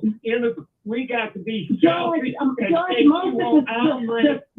We George, want the control schools our on the money. south side of Chicago are all black. They're all black. Yeah, but they're And we're controlled by the saying- white wait, man. no, They're what controlled we're saying, by the white man. but my The white but man my controls. tax The dollars, white man my steals tax the dollars schools. are The white George, man my tax- controls the schools. So any George. schools that will be built. Yes, George. Ms. Dowers, you're George. going the wrong direction now. George, my Yes, tax ma'am. dollars are paying for white teachers. I want my tax dollars to also Yeah. pay for black teachers to teach black children. Yes, and we don't want no more white teachers in these black schools. Black people get Well, that's what I'm saying. education That's in the what I'm schools was all black. When the schools was all black down south, before integration, our people was achieving and making great strides. We don't need George, this. I was a teacher with the Chicago Public School System. I know you was, but I remember how you used to fight. Listen to me. Listen to me. When When we had black teachers in these schools, we did not Yes. have the discipline problems that we're having today. That's The right. reason many of That's our right. children are out of control is because you have all these young white teachers in there who That's cannot true. control our children, who are not That's true. concerned about our children. So I want my tax dollars to be used to hire black teachers, some of whom are senior black teachers that were let go under the Rahm Emanuel administration. We can bring these teachers back and we can raise that You know, percentage all to black 29%. Now, Now, you know what? Can I say this? Can I say this one thing, Martin? Yeah, go ahead. Real quick. Go ahead, sister. I want to agree with George because I get what George is saying, and I'm an advocate, George. I'm an advocate for separation. I'm an advocate for doing for self. I'm an advocate for us to take our money to empower ourselves. But the fact of the matter is, we are entangled in the system of white supremacy. So until that day comes when black people are ready to separate and just put up $1 per month, it's 46 billion or however many billions of us it is all over the world, black people I'm talking about, and all the in between, and until the day comes where all of us will put up $1 per month to free ourselves, we're going to have to deal with this system of white supremacy. But I agree with you 1,000%. I'm all about doing for self. I'm all about separation. But we're not there yet, George. And what we're saying right now, listen to me though, but listen to me. Even what we're saying about separation and doing for self, this is a part of the contract. What we're saying is we want to be separate. We want to be separate, just like they're saying down there in Mississippi right now. Those white folks in Mississippi saying they want to be separate. Hear me out, though. Hear me out. Those white folks right now in Mississippi are saying they want to be separate. They don't want no black people judging them in the courtroom, hearing their cases, or making no decisions about them. That's the way we want to be here in Chicago, but we're not there yet. And until we get there, we're putting this contract on the table and we're telling these mayors of these cities, this is what black people want. Okay? And this is a separate thing. Listen, white people are being represented in all these city departments. Hispanics are being represented. Asians are being represented. And all others are being represented. Black people are not represented, but we pay the highest taxes, George. Help me out. Okay. Listen, Okay. listen, George. You want to say I live something? over here in Woodlawn. I just got the biggest property tax increase that anyone has ever seen ever in Chicago. Okay. I'm just telling you. So if you're going to tax me that way, let me have some type of representation and some type of say in what's going on around me. Okay. That's all we're saying. And that is separation. And Okay. Y'all do me a favor, Sister Erica. From this point on, we're going to let everybody, I'm just going to give everybody 2 minutes. So we're going to cut it off. Come on, George. I'm finna give you 2 minutes. Go do your thing. Do your thing, George. Go ahead. Speak your pitch. Please don't nobody cut them off. Nobody cut them off. Go ahead. Okay, I might be over. Okay, I'll let you go a little bit over. I don't have a problem. Too strong. Wait a minute. You got those two strong sisters here, and I love both of them. And Doris has a history for advocating for black people when it comes to the school. She was out here long before Rosita advocating for black students. So what I'm saying is that the time is now. The separation, the time is now. And Nike got old saying, just do it. You getting you sitting and waiting for them to have an agreement with you and treating you good and say, listen, my tax dollars, but maybe the time is now that you don't pay those taxes until you control the goods, service, and the contracting job. Separate your, when do you want to separate? Next week, next month, next year? Right now. It's time for us to change the narrative. It's been a failure. Integration has been a failure. You can't integrate with a man like these white folks. They're not gonna treat us fair. So just break away. Don't wait to do it. Just do it and build your own school. Tell them I'm taking my money and we're gonna build our own school. We don't want these people or something else. You keep hope alive. That's very noble, you ladies. Think that you can have a agreement with these people. It's not gonna work. I hope it works. I hope it works. God bless. God bless. God bless. I don't think so. These people are not. Let them talk. They're not gonna give you that. They're not gonna do that. That's too much like right. You know these white folks not gonna do that for us. Us gotta do it for us. You know they're not going to. And these house niggas are not gonna let them do it. These old house politicians and aldermen and representatives and these niggas. Brandon is just like Paul Ballard. Brandon Johnson is just like Paul Ballard. Wait on the Lord, then. Get on your knees and wait on Allah, Buddha, Confucius, whoever you want to. It's not going to happen. Just do it. Thank you, thank you, thank you. Judge, I love you. I agree with yours. Yeah. Let them talk. All right, hold on, Brother George. I got a new caller. 5488. Where you calling from, caller? New caller. You all are doing a great job speaking facts, and I just, Miss Dolores, I don't know if that's you. We're really trying to hear everybody, and I know that you're passionate about what you're talking about, but it's hard for us, the viewers, to hear on our end. So take in all the, you know what I'm saying, the information you all are giving out. But I don't mean Please accept my apology. Please and accept I love my all of apology. y'all. This Monique. I love all y'all. I ain't no harm. All right. We just get a little passionate. I Okay. apologize. Okay. Okay. Thank you, All right, Monique. y'all have a good night. Thank you. Let me say something, Sister Doris. They want to hear what we got to say. They know you guys are elders and we're learning, we're students. And, you know, a lot of times younger people, especially young Black men and women, we don't sit at the feet of our elders, and we have to learn how to do that. We have to do that. And George and myself, we were just at a funeral the other day. And I'm George to tell you, I spoke at the funeral and I said, you know what? There's an old saying that old people and young people don't get along, but me and Mr. Bill, Willie died. We got along, and Willie taught me a lot about jury and stuff like that. He didn't die with that knowledge. He made sure that he schooled me. He taught me how to do this and how to do that. And I exhorted the people at the funeral. I said, listen, those of you that got skills and knowledge, don't die with that knowledge. Find some young person to teach that knowledge. And that's what we want to do here on this live tonight. We're learning, people. We're learning.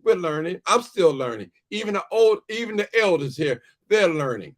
And we're learning, people. So let us respect one another's opinion. I know we might not always agree, but I'm quite sure that we all love each other on this panel. That's all I wanted to say, and we can continue. But you know, and I want to apologize to the listening audience.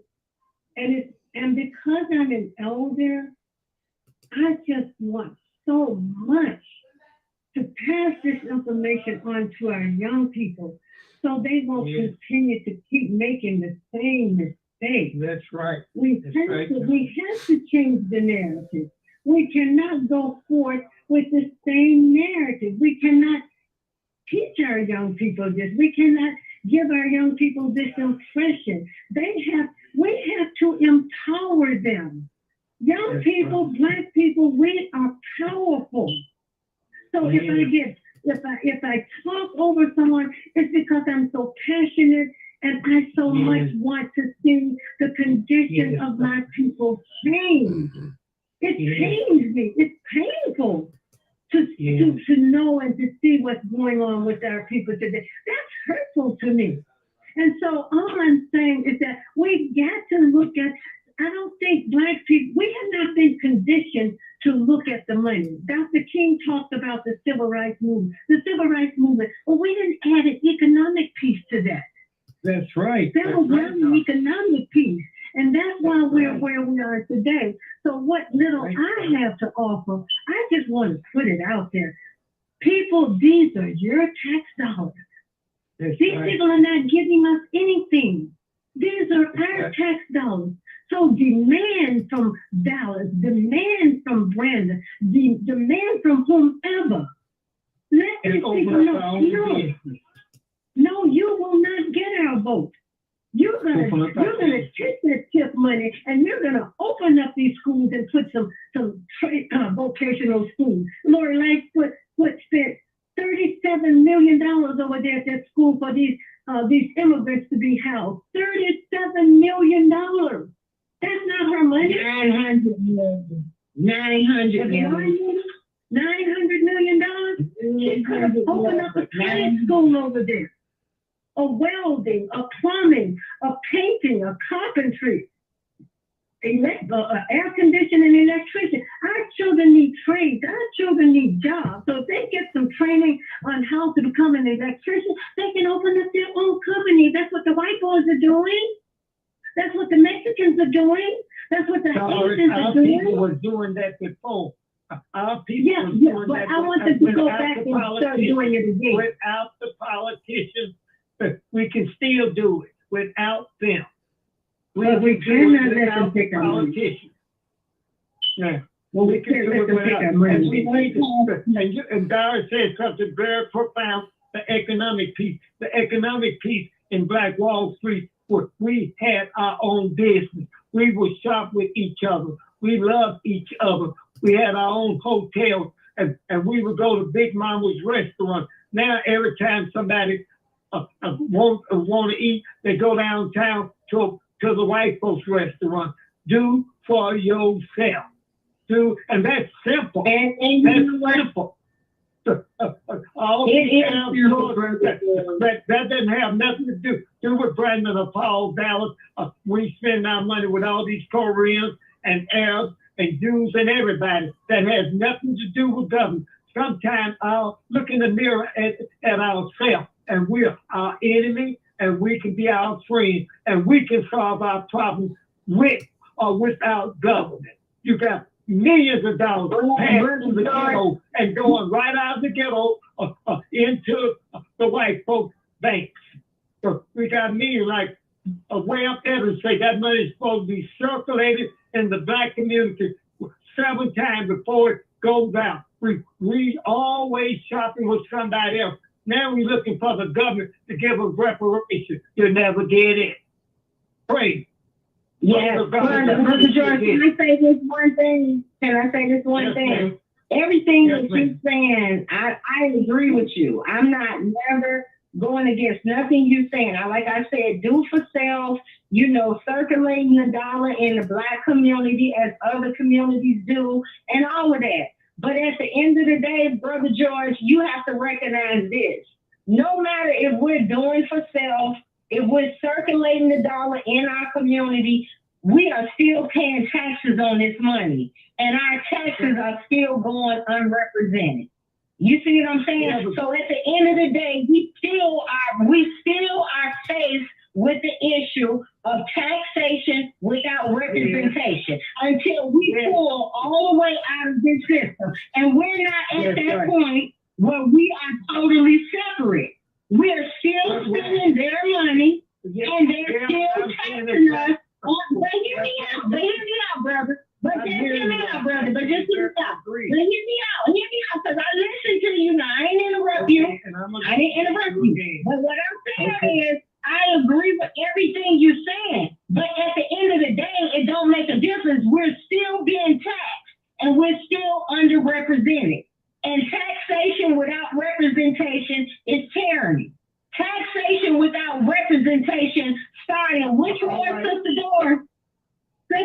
what war did they start? Sister Doris, the American Revolution. The American Revolution. That's what started the American Revolution. So my point is, so listen, I did not say that we're American. I did never say that. I said that's what started the war. So what I'm saying is, we are at war, brother. Hold up, just hear me out. Now, I don't want to talk over you, and I don't want you to talk over me. I listen to you. Just give me my 3 minutes. Give me my 3 minutes. What I'm saying is, we are at war. We're at war. No, I'm not. I haven't got it because you keep talking over me. Now, I said I agree with you. But what I'm saying to you, no matter if we're doing for self, no matter if our money is circulating, we're still being taxed and we're still underrepresented. Okay? No matter what. Until we completely pull out of this system, we still have say-so on what our money is being used for. So that is why it's important that we address this contract. So what I'm saying is, if we're not going to speak on the fact that we must have say-so on what they do with our money, we should shut this conversation down, because at this point, Martin is counterproductive. Real talk. Okay, but Real talk. We all over the board. We all over the board. Okay. We're talking about these two. Okay. All right. Listen up, people. when you have a nation. Hold on. Okay. No, hold on. Oh, hold on. I'm gonna let you say something, new caller. But let me just say something. Go ahead, George. Go ahead. Let me hear your rebuttal to that. Go ahead, George. Now we are very aware about taxation without representation. That's between the British and the American colonies. But the bottom line is that that's a nation. But we have to do what we have to do right now. You're bleeding right now, and you cannot legislate love. These people hate us. They're not going to do what you want them to do. So you have to do what you got to do. You're bringing them that contract, and you telling them that you want them to do that. They're not going to do that. So even if they don't do that, you got to do what you have to do. And the bottom line is that you have to be selfish and focus on you. And you say counterproductive. No. It's very productive. If they don't give you your taxes and they taxing you, you still got to live. You still got to educate your kids. You still need jobs, goods, and contracts and service. So you got to do it. You think that they're going to agree. They're going to agree. They're not. They're going to still tax you, and you're not going to get it. You got by any means necessary. I don't want nobody to give me nothing. Open up the door, I get it myself. They're not going to open this door. You got to kick the door open and do what you got to do, and that's very productive. Having a Black Wall Street in spite of racism. And they didn't depend on I don't think that you heard what I just said. You didn't hear what I said, because you talking way off the wall. No, you didn't hear what I just said. Don't you know these white No, but you didn't hear what I said. I never talked about this Black Wall Street, brother. You don't know. Brother, I never talked about that. I said as long as we're being taxed. You don't know these I said as long as we're being taxed, we need to have a say in where our money is. Okay. They had to go to war. The 13 colleges had to go to war with Britain. Britain wasn't going to do that. Are you willing to go to war with these white folks?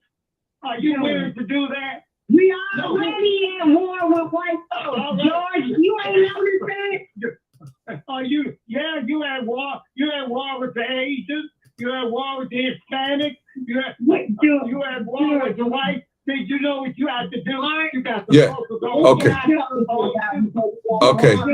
George, Only you can do it. hold on, Only George. we can do it. George, hold it. Only we. George, hold it for a second. I got a new caller, y'all. Let me change the gears right here. Let me change. I got a new call. Okay. Waiting on the white man. Okay. Hold on, George. 9884. It's probably, it's not a new caller, but 98.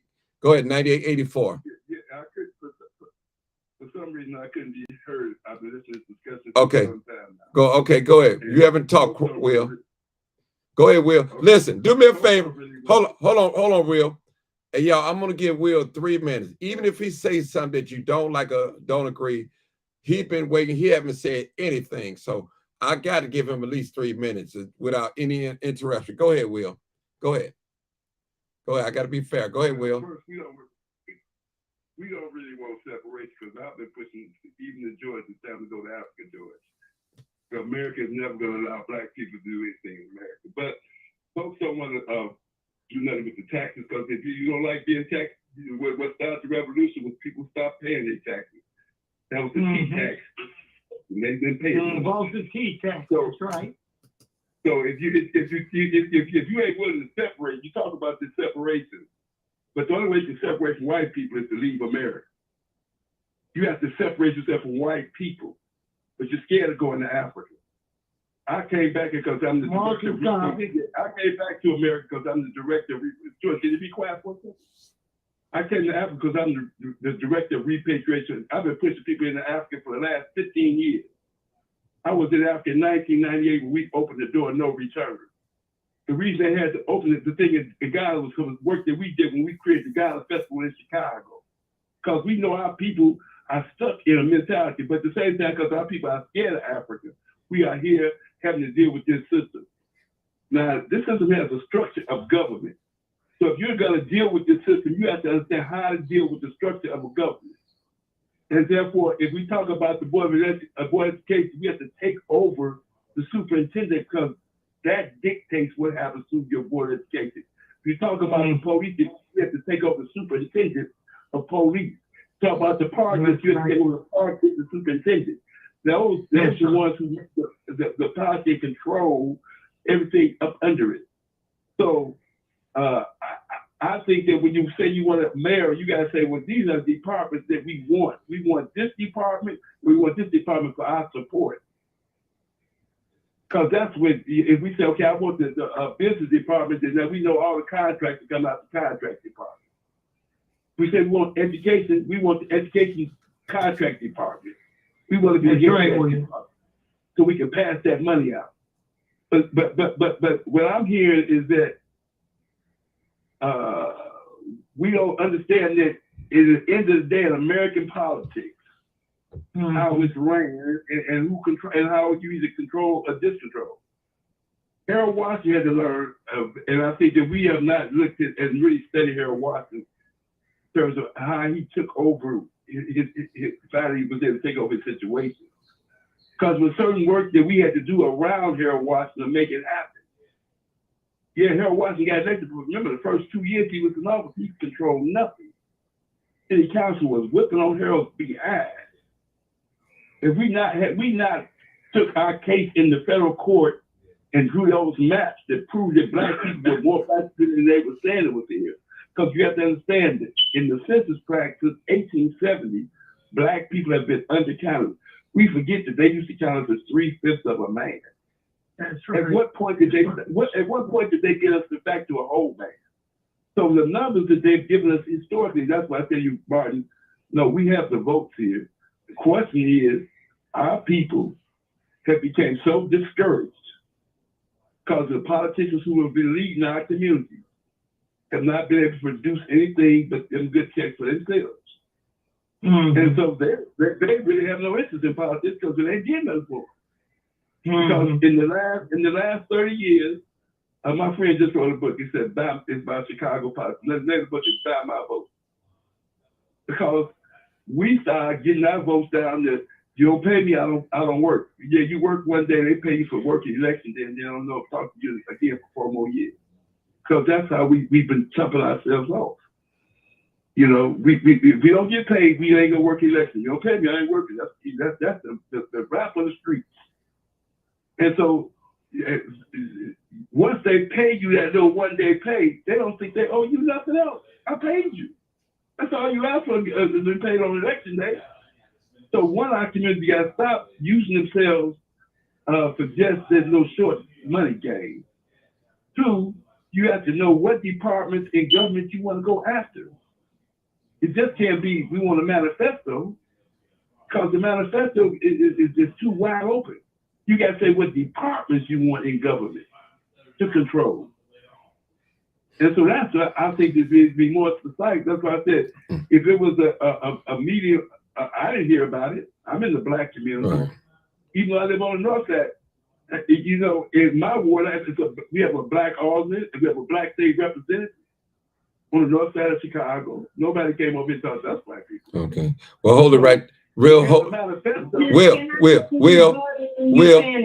Okay, he's done. He's done. Go ahead, Sister. Sister Erica, before you go, let me just say something. In that Black contract, they did break it down. And they did break it down. They had different departments. They had the building, the help me out, the education. Yeah, they broke it down, brother. So you got to listen, brother. See, listen, we cannot on this line. But hold on, brother. I said they didn't communicate to the whole Black community. Right. Oh, okay. I never heard about that meeting. Brother, but I tell you what. Hey, brother, hold on, brother, hold on. It was on social media. It was on my page. It was on a lot of other people's social media. You know, she said they had 100-some people. Okay, so I'm just saying, brother. Okay, well, it was there. I told Will to come to your page, Mark. Okay, it's on my Will. I got 25 social media groups on Facebook alone. I told you about Martin today, Will. You didn't know he was coming on. I knew he was coming on. I didn't know he was discussing. Yeah. No, you didn't know it. But okay, let Erica. Come on, Sister Erica. Brother Will, we gotta stop. We gotta stop being emotional. Let the sister talk. Come on, Sister Erica. I'll let you have 5 minutes by yourself. I'm gonna give you some more time. Go ahead, Sister Erica. I'm gonna give you some more time, Brother Will. Go ahead. I know. Listen. Listen,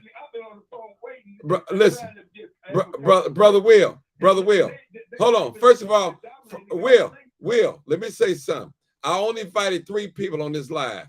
I invited Sister Doris, Sister Erica, and Brother George Blakemore. Those are only 3 on the panel. Now, you told me when I came in here that you was here. You said that George told you to call in. I didn't ask you to leave, not one time.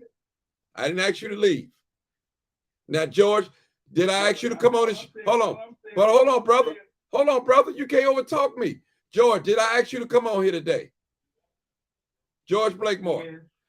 Sister Erica, did I ask you to come on here today? Sister Doris, did I ask you to come on the platform today?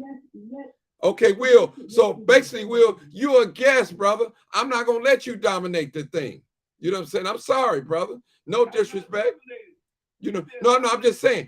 I'm right. But regard, they are my guests.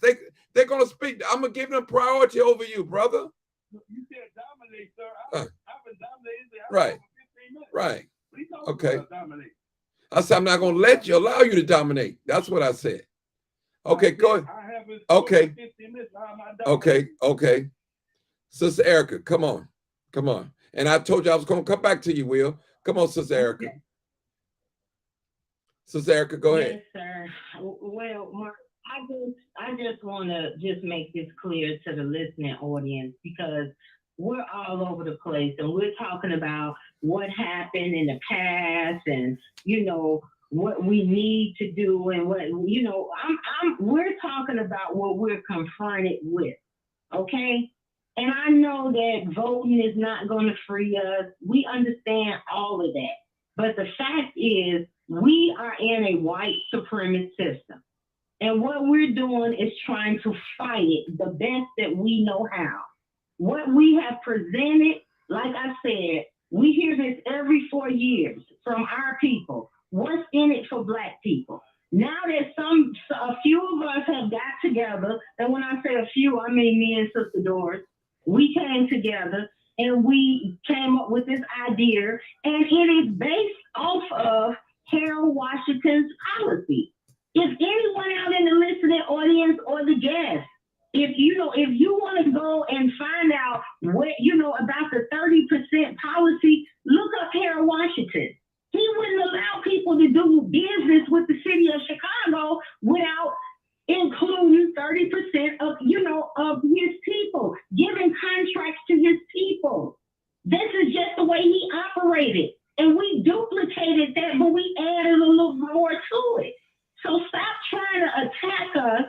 Stop trying to minimize what we're doing as if it's nothing, especially when you haven't done anything to make our condition better, especially when you haven't put anything on paper to present to these politicians, especially when you haven't delivered a message to our people that we can no longer vote just to vote.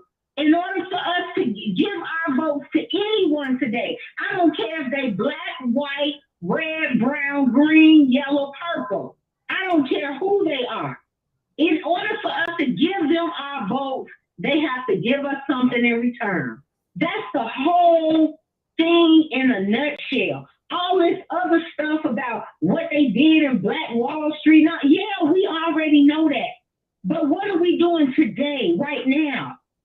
While they are using our tax dollars against us, they're using our tax dollars to fund people coming across the border illegally. They're using our tax dollars. Yes, you can. When I said it. When I finish. Like I said, they're using our tax dollars to fund people that's crossing the border illegally. We have a whole homeless population here in Chicago that's being ignored.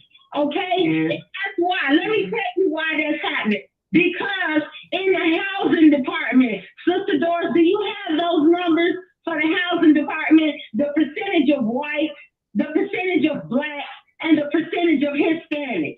Do you have that? Okay, Chicago Housing Authority, the budget again is $1.2 billion. This is 719 employees. 54% of them are white.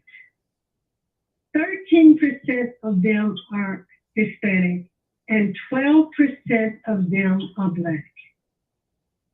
And you wonder why black people are laying under side on the side of the expressway. You are wondering why they're in 10 cities all over the community, because you have 54% of white people in there running the housing authority. That should be addressed. We will never get things to go our way. We have people that was living in a project. They were promised a right to return, and they were promised not affordable housing. They were promised low-income housing. You understand me? And this has yet to be made. They have yet to make good on their deal. So in order for us to get things to go our way, we have to have a contract. And they have to abide by this contract. I don't care if they sign it. See, this is the other element of this. And I'm going to say this and I'm going to end it. Because my blood pressure going up now, but I'm going to say this. They ain't got me. See, if Dallas and Brandon Johnson signed this contract, okay, we would have to decide which one we would think would represent us best, right? We would decide that as a community, okay? And even if they got in, and they get in and they think that they in the clear, no, you are not. We're going to ride your ass. We're going to ride your ass like a horse.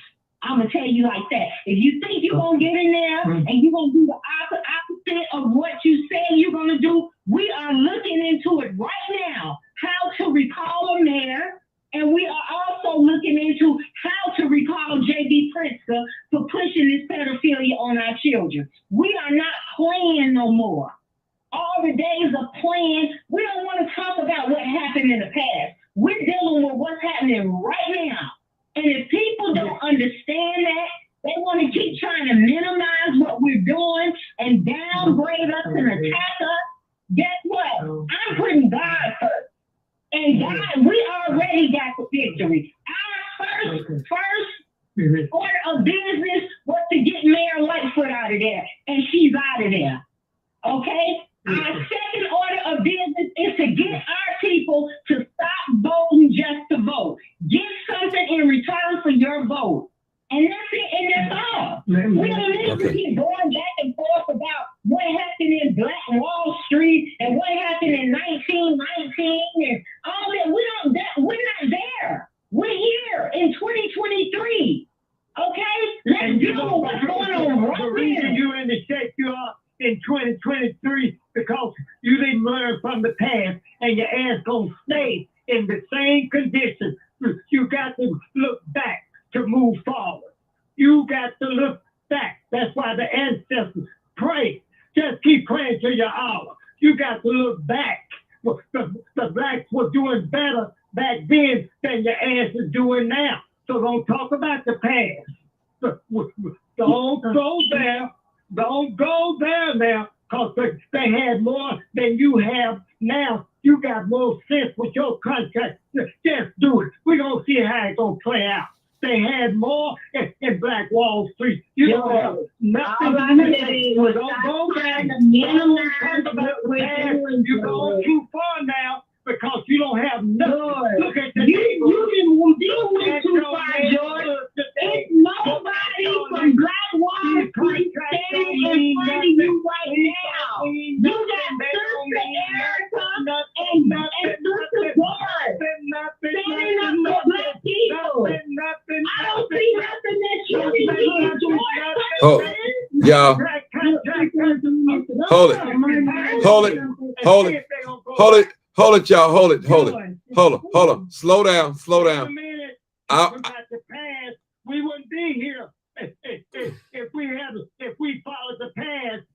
History is very important. You won't come up with something new. There's nothing new under the sun.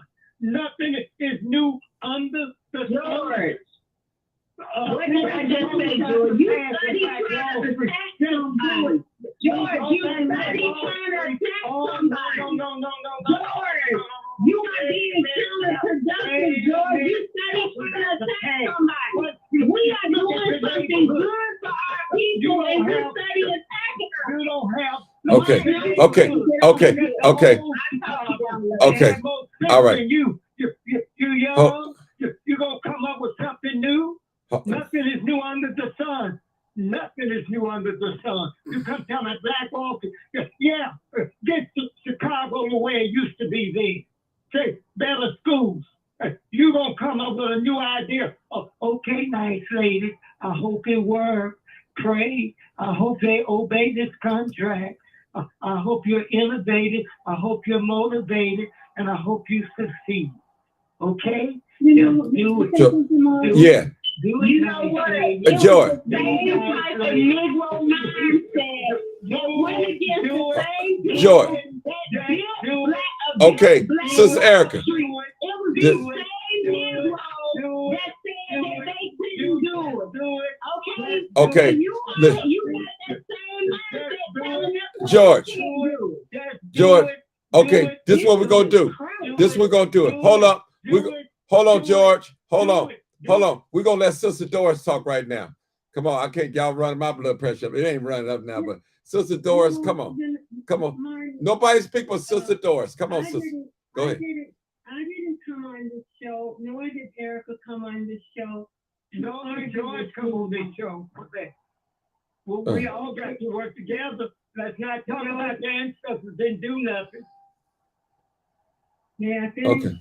George, let her talk. Let her talk. Sister, we got to calm things down. Come on. We the elders. Go ahead. What we did, we took our time. This was done over 3 to 6 months or more. We took our time and we put this together because we thought we were thinking that, we've got to deal with the economic piece. The economic piece is contributing to all of the problems that we're having today. And we've got to learn how to stay on an agenda. This agenda tonight was about discussing these candidates and discussing this contract with Black Chicago 2023, pointing out 13 different departments of the city of Chicago, letting everyone know how much money is spent in each one of these departments, and to say to Black people, no longer can we, if we're going to stay in politics, we can no longer continue to allow politicians to come to our neighborhoods, to come to our communities, and ask for our vote, and we not demand something of them. We not give them an agenda to follow. We can't do that. All I'm saying, and I'll go back as an example. Let me finish. I'll go back as an example. With the Chicago Police Department, this $1.9 billion budget, we cannot allow them to have over 50% of the police officers are white, and white people only make up 33% of the population in Chicago. But 50% of the police officers are white. Only 21% are Black, 25% are Hispanic. We have a population of 29%. So what we're saying, the bottom line here, we're just saying, we want in each one of these departments, we want to reflect our population of 29%. This is all we're saying, because all of this is leading to all of the problems that we're having. We can't come on and have an agenda. Then we start talking about what went on in slavery time. Oh, we know all of that. And George, everything that you're saying, listen, everything that you're saying, I'm not in disagreement with that. But we're talking about— I'm in agreement with what you're saying too. I agree with you. A specific agenda, Black people, these are your tax dollars. These are your tax dollars. Black people, you are powerful. We are powerful, and we cannot. We can change anything. That is our history. We set precedent for everything. So we are going. You're going to have to say to these politicians, this is what you're going to have to do for us. Now, you may have some other issues in the community. That's why we're saying, put it in the chat so that we can look at it and we can add it to this agenda. This is not written in stone. This is just the beginning for us to start going forward. Let's not vote for people without asking them to meet our needs, to do for us what they're doing for other people, and that's what other people do. And we're not. I'm not about arguing. This is about the future. This is about our children. This is about our children. I want our children to understand that you can have a template. You can write up an agenda, and you can say to someone, if you want my vote, this is what you're going to have to adhere to. Thank you. Could I speak? Okay, go ahead, George. I'm going to let Will. I got to let Will go next, George. Go ahead, George. Go ahead. I'm going to let Will go because he's been quiet. Go ahead. I agree with these articulate ladies and what I understand clearly what they're doing. They have gone down with every department in the city of Chicago and given statistics, how many Black people work there, how much the budget, and how much is being designated for the Black community. I agree. So we know that's easy to do because you can just see that it's not, the finances not coming to our community. But what I was saying, I kind of got a little upset because history is very, very important. It shows what have happened in the past, where you will look in the future to see where you have to go. Now, it shouldn't be any argument. We on the same page. But what I'm saying, that I do not agree, even with those statistics, you come to the politicians, and they sign it. And what is your plan to make sure that they're enforced and you get what you ask for? But now, you ask for this, they can sign it, and you don't get it.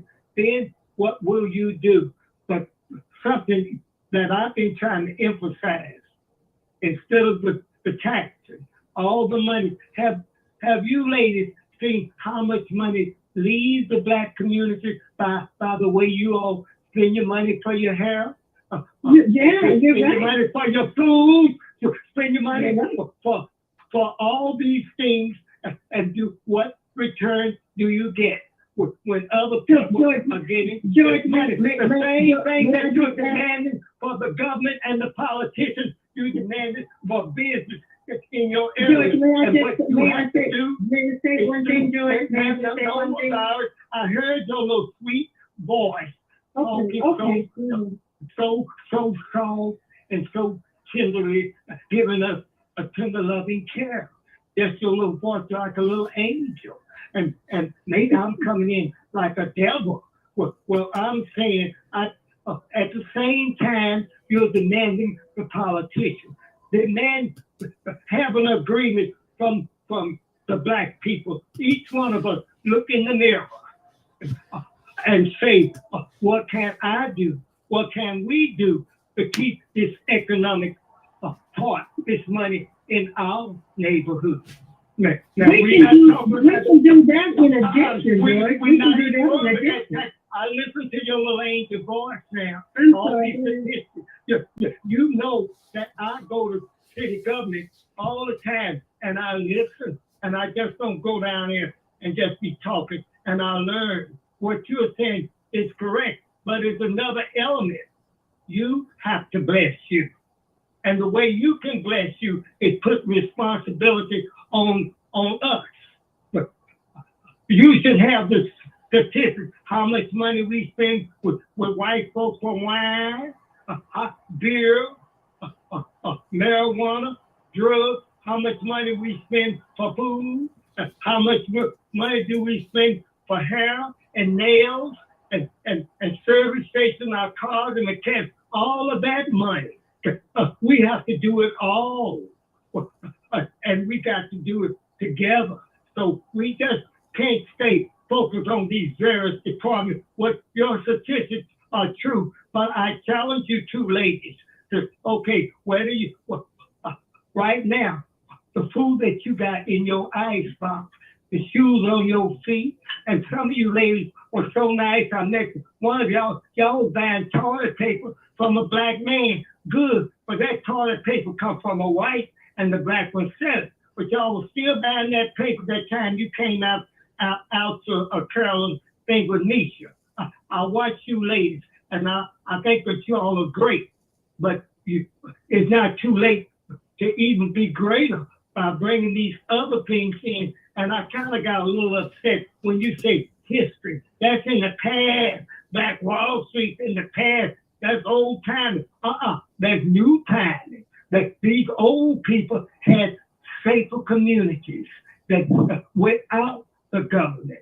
They had safe communities, buying from each other, loving each other, respecting each other. It wasn't that killing. But you know, and you said, poverty goes, a crime goes with poverty. Sometimes a crime, you can be poor and somebody. I'm a clear example. I am a clear example. I'm old, I'm Black, I get public housing and food stamps and all of that, but I used to make a lot of money.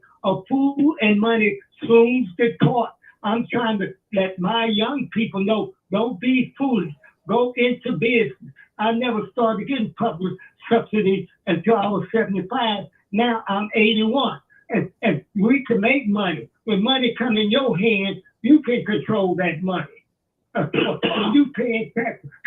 You know what? I never heard us say anything against our people opening businesses. I never heard anybody say anything about that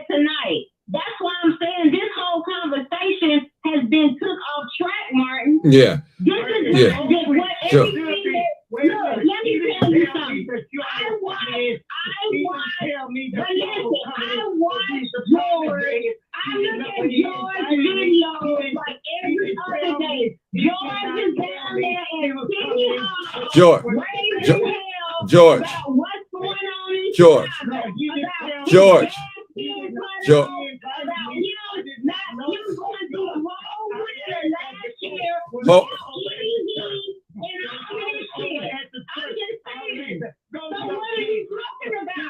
George, look at Sister.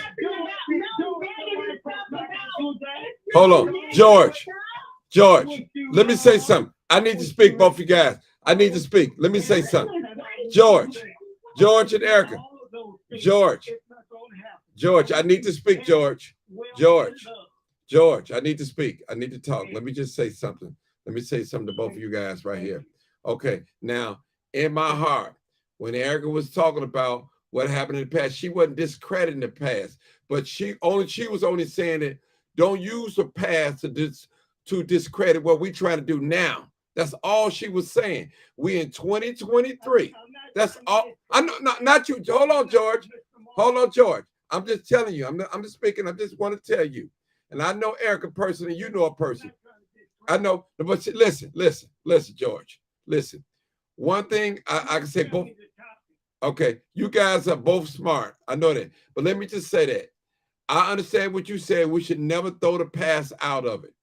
But what Erica was saying, we cannot use the past to discredit what they're trying to do in 2023 right now. Now we're not going to forget the past. No, I'm not saying you. No, you never see. No, but George. I'm telling her that she is a lot of wealth right here. Yes. In the community but she's going to government, and I hope that taxation without representation, that was dealing with Great Britain and the colonies. Now in the day, if you can't pull your taxes away from these people, they'll lock you up and take your property. Right. And then you can still pay taxes, and they still don't respect you. They can take your property for infinite domain and lie and say they're gonna build one thing and then build another and take. Don't trust these white folks. You cannot have a contract with these people. These people are not honorable. George. These people are not. George. Are not to be trusted. George. Thank you, Miss Erica, and thank you, young man. George. Mr. John. Okay, George, just hold on, George. Let me just say this. Every one of us that, okay, I'm finna let Will talk. Every one of us that lived enough time, we know that they can't be trusted. But brother, if our money is involved and we paying taxes, we have to put a demand. We can't just sit down on our hands, George, and do nothing. When you go down to the county, when you go down to City Hall council meeting, George, you're not there just to be talking. You letting them know, hey, I know y'all crooks. Y'all know y'all doing things. And you fighting them with words. And that's the same thing we got to do. We got to make these people sign on dotted line. And even if they don't apply by it or go by it, we got proof, hey, that you agreed to this. Then we could take things to another level. Let me give you an example. The young people march and protest when that young man got shot 16 times. What they got out of it? They got the body cams, they got the dash cams, they got Anita Alvarez out of there, Ronnie Emanuel resigned, the superintendent. So they put the work in. So all I'm saying is, George, we have to. Okay, George. Yes, George. What I'm saying is, we have to do something. We just can't sit still. We can't sit still and don't do nothing and complain. That's all I'm saying. Sister Doris and Sister Erica, they did the research. We understand. Now, whether it may work or not, we don't know. But we would never know if it don't work if they don't try. They got to put, that's what they're here for. They're here to put it out there, tell black people, let us stop voting. Let us stop voting, and we're not getting nothing out of it. Listen, a whore got better sense enough to get money in her hand before she lay down with a man. Thank you. So that's all we saying. Listen, Thank you, Brother Martin. that's all she's saying. Yeah, listen. listen, a whore got better sense to know. Listen, before she open up legs, get that money first. But I'm just saying, George, I know, but George, what we doing, George, I know, George. Stupid whores, and they trying to get their nasty hair fixed. They're whores. Right, George,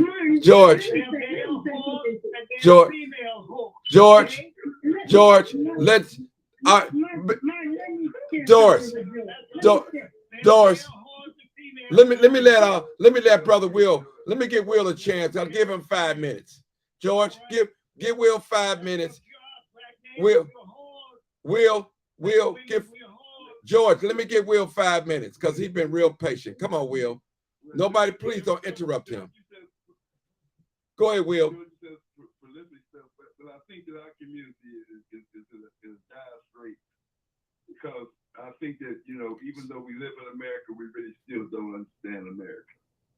And when I say that you have to be able to understand how the structure is done, the young lady asked me what have I did for Black people. I'm in the history book, you know. Go take your record. Look up the name Crosby. We sued and created more Black districts for Black people to have representation when they were undercounting our numbers. Look at Harold Washington when he got his power, when he didn't have the power before. It was our case that gave him his power that he was able to do the 30%. And we never had a written contract with her, but we had a verbal relationship with her. It said, when you get the power, you're going to pass this money out. And what he did under the 29, when he saw they kept messing with him, he started taking the money. So y'all gonna play me like, you're gonna play me wrong? I'm taking the money from y'all. He started taking people's contracts. So you got to have somebody who's willing to be a stand-up mayor, no matter what it is at the end of the day. And when it comes to how these different budgets run, well, we have to not to talk about what's there, but how do we get control of a position that controls who passes the money out? Yeah, look at the CHA. We got a Black man over there, but he's a puppet to developers. So, a guy wrote a book named France Fanon called Black Skin, White Man. You know, we have Black people who are Black, but they have a white mask on. And so when I hear what George said, look, we grow food. We got our own farm. You know, I've been involved with independent living throughout the system for many years. I was with the United Front of Cairo, Illinois. We built 324 homes in Cairo. We fought the Ku Klux Klan in Cairo too, in armed warfare. So I don't know where you've been, little sister, but I've been doing this since I was 15 years old. I've been dead in the movement. Kwame Ture, H. Rap Brown. So I don't know where you were, but I know what I've been doing. I know that what I'm telling you is that you can write all the manifestos you want, but if you can't produce society of people who show that they got power, that's why I said you all had a meeting. I thought y'all did a tremendous job writing up an issue. But you know, if it's just paper written on paper, it don't have people to back it up. It's just paper. So if you can't come to the door with people who are following what you're saying, 100 people compared to some 100,000 Black people in this city means what? Come on, we have to be able to generate masses of people. And we've been dealing with this pandemic project. One thing I respect George for, if nothing else, George goes down to City Hall. You know, I tell George, our people are ready, George, because, you know, I was in City Hall and I saw they wasn't ready. You know, they think that the politicians are going to take everything and they can just sit in their house and he's going to come bring it to them. Nobody brings you nothing in America. They don't tell you about programs. I know I worked in the Mayor Washington's job. I gave out jobs. And the jobs were there, but so many people who we thought knew about it, knew nothing of it. I've experienced so many different experiences in my 70 years. You know, I worked in Washington, D.C. Now, in fact, I worked in 54 different cities as an organizer of housing displacement. when I was screaming at people, when we fell out with the black folks on the West Side who chose to jump with Daley and left Sawyer the night before the election, I told them this was going to be a mistake. It's going to help. It's going to hurt our community for years to come. And they went and took their little bitty money, and then he started displacing them first on the West Side. You know, so when you start talking about how you deal with this white man, you know, I went to Africa. I left America 11 years ago. I gave up on it because I said black folks ain't gonna change, and they don't want to separate from white folks because they're scared. They're scared to leave white people. They so caught up in the being American, even though they would say they ain't American, because if they knew anything about the Dred Scott decision done by the Supreme Court, it says Africans will never be American. And even though they act like we are, we're not. We're not treated like Americans, and we forget that this is an immigrant country. So yeah, they take care of all the immigrants. They have a thing, just for y'all's knowledge, called the waiver of visa. 37 European countries come to America without a visa. They don't need, all they do is get on the plane and fly in. So like people are chasing these Hispanics. There's 68 million Germans in America. That's right. Totally. I'm a statistical person. That's what that's my job of doing statistics. So with the numbers you all are reading, there are no numbers that I'm not new to because I've dealt with city budgets. When I worked in the city council. Okay. I see me and my brother. I helped my brother go to the city budget. Oh. The reason they got out because we created the Fred Hampton Street. Okay. Hey, brother. The down bird. Okay. Thank you, brother. Brother. Sir.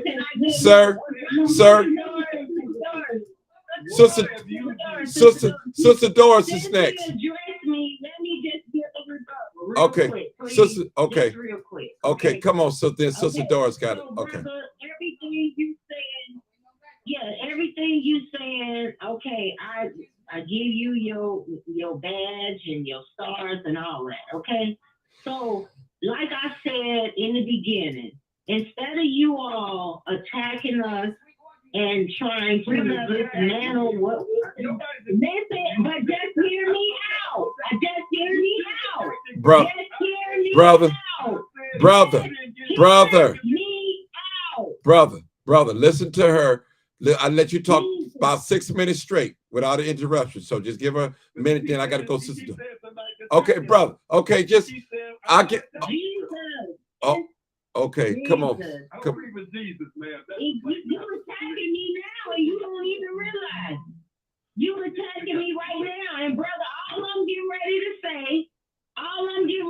say, with all the knowledge that you have, instead of trying to minimize what we're doing and downgrade it, why don't you come on board with us with all the knowledge that you have and help us to get it in a bulletproof form where we can do all the things that you suggested. Instead of us having a public fight, when the purpose of this call, the purpose of this conversation is to get our people on board and to change their minds, to let them know that we can no longer vote just to vote. Okay? Why don't you join us instead of beating us up over the damn airwaves? And the same thing with you, George. The thing, just hear me out, brother. Just hear me out. Just hear me out. Just hear me out, George. I wish you love. George, listen to this. You can wish me all that, but just hear me out first, okay? Just hear me out first, George.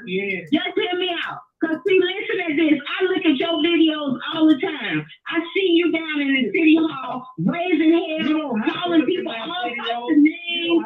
Listen to what I'm saying, George. Martin, you okay, I got it. Go ahead, sister. Go ahead. Martin, I got you. Go ahead. I watch George videos all the time with him down there raising hell in City Hall, in the chambers and all of that. I see him calling black people all types of low down dirty names and all of that. We're not on here doing that. We're asking our people to stand in solidarity with us to make a change. They deserve these dirty names. To Some stop of you. Martin. please I got do him. because I'm Got talking him. about Martin. For what? Okay? Don't We're listen to me. asking our people to stand in solidarity with us to force change in Chicago. We can do everything that George suggested. We can do everything that the other brother suggested, but it don't make no difference. Our tax dollars are still tied up in this system, and we are not being represented. Look at what just happened over here in Woodline. Look at what just happened in Wadsworth. We have a whole homeless population here in Chicago. They have been overlooked. I just seen some videos of a brother on an undercover investigation. He said before these people started coming into the city, he was number 20 on the housing waiting list. Since they came, they bumped him to number 67. That's not right, Brother Martin. Yeah, it's not right. And this man is just, he fell on hard crimes. He's a veteran. I'm just saying, come on now. Our tax dollars, no matter what they say, our tax dollars are still being used for everyone else except Black people. Mm-hmm. And all we're saying is that this is a new day. We need our money to represent us, to be used for our needs. What is wrong with that? Why are people getting on here speaking all, just going against everything that we are trying to put together that's good? If you don't like it or you don't think it's enough, join us and make it better. But don't get on here attacking us. Don't do that, because you lose our people when you do that. Our people are tired. They are ready for change. They are sick and tired. A lot of them suffering from mental illness, all types of stuff we're struggling with. So when somebody step up and try and do something for the best for our people, why do people like these ones come and attack us?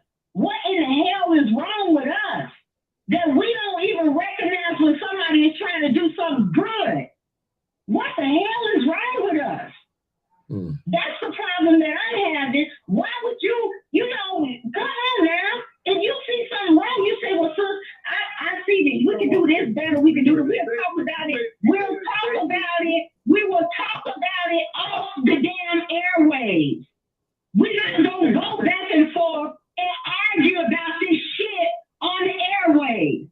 See, that's the fucked up problem that we have. And see, I'm about to start cussing. That's why I'm going to get off here. Because we some fucked up ass people when you don't recognize when people are honestly trying to force change and make things better for our people.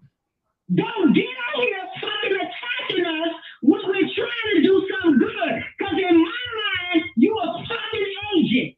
You a fucking agent. All right, Sister Erica. Erica. Sister. All right, Sister Erica. Listen. I'm really fed up with all y'all bullshit at this point. Then you want to work with us. But don't fucking get out here attacking us, telling us what we doing ain't shit. All right. Hold it right there, sister. Don't run your blood pressure. Let Sister Doris come on, calm us down. Sister Doris, come on, calm us down.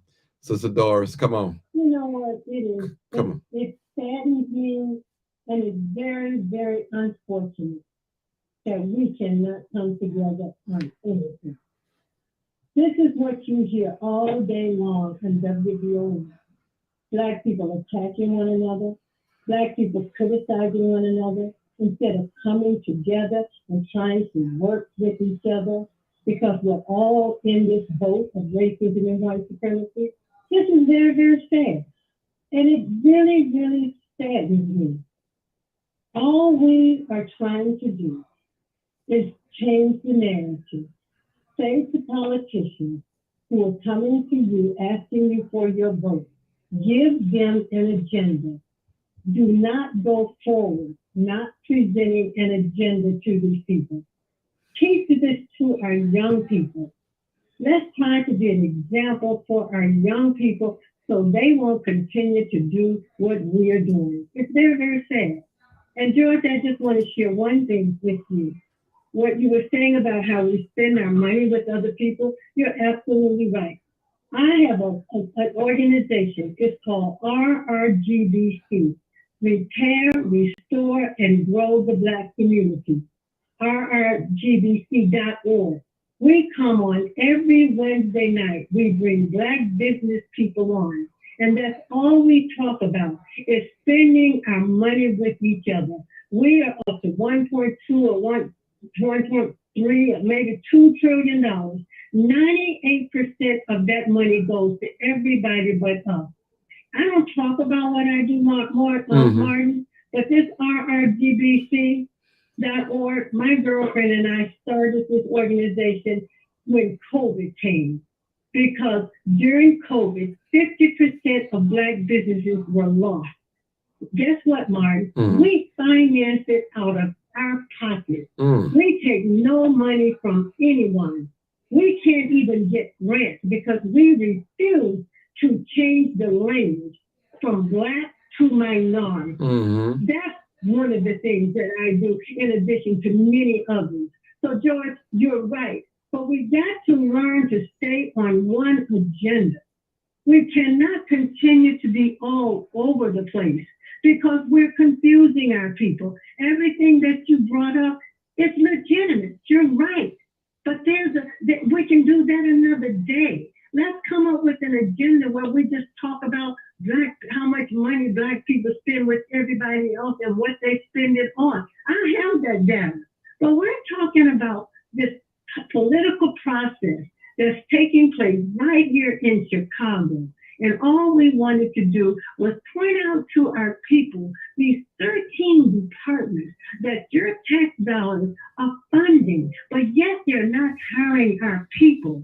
And that's why you have unemployment in certain segments of our community that are so high.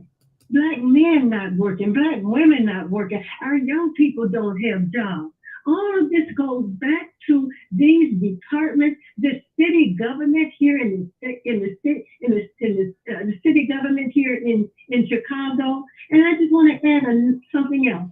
Every corporation in America is funded by the government, local, state, and national. Elon Musk, the wealthiest man in the world. Every corporation he started in his country, it's been from government assistance through tax breaks and everything else. We got to understand economics. And all we're talking about is on the local level.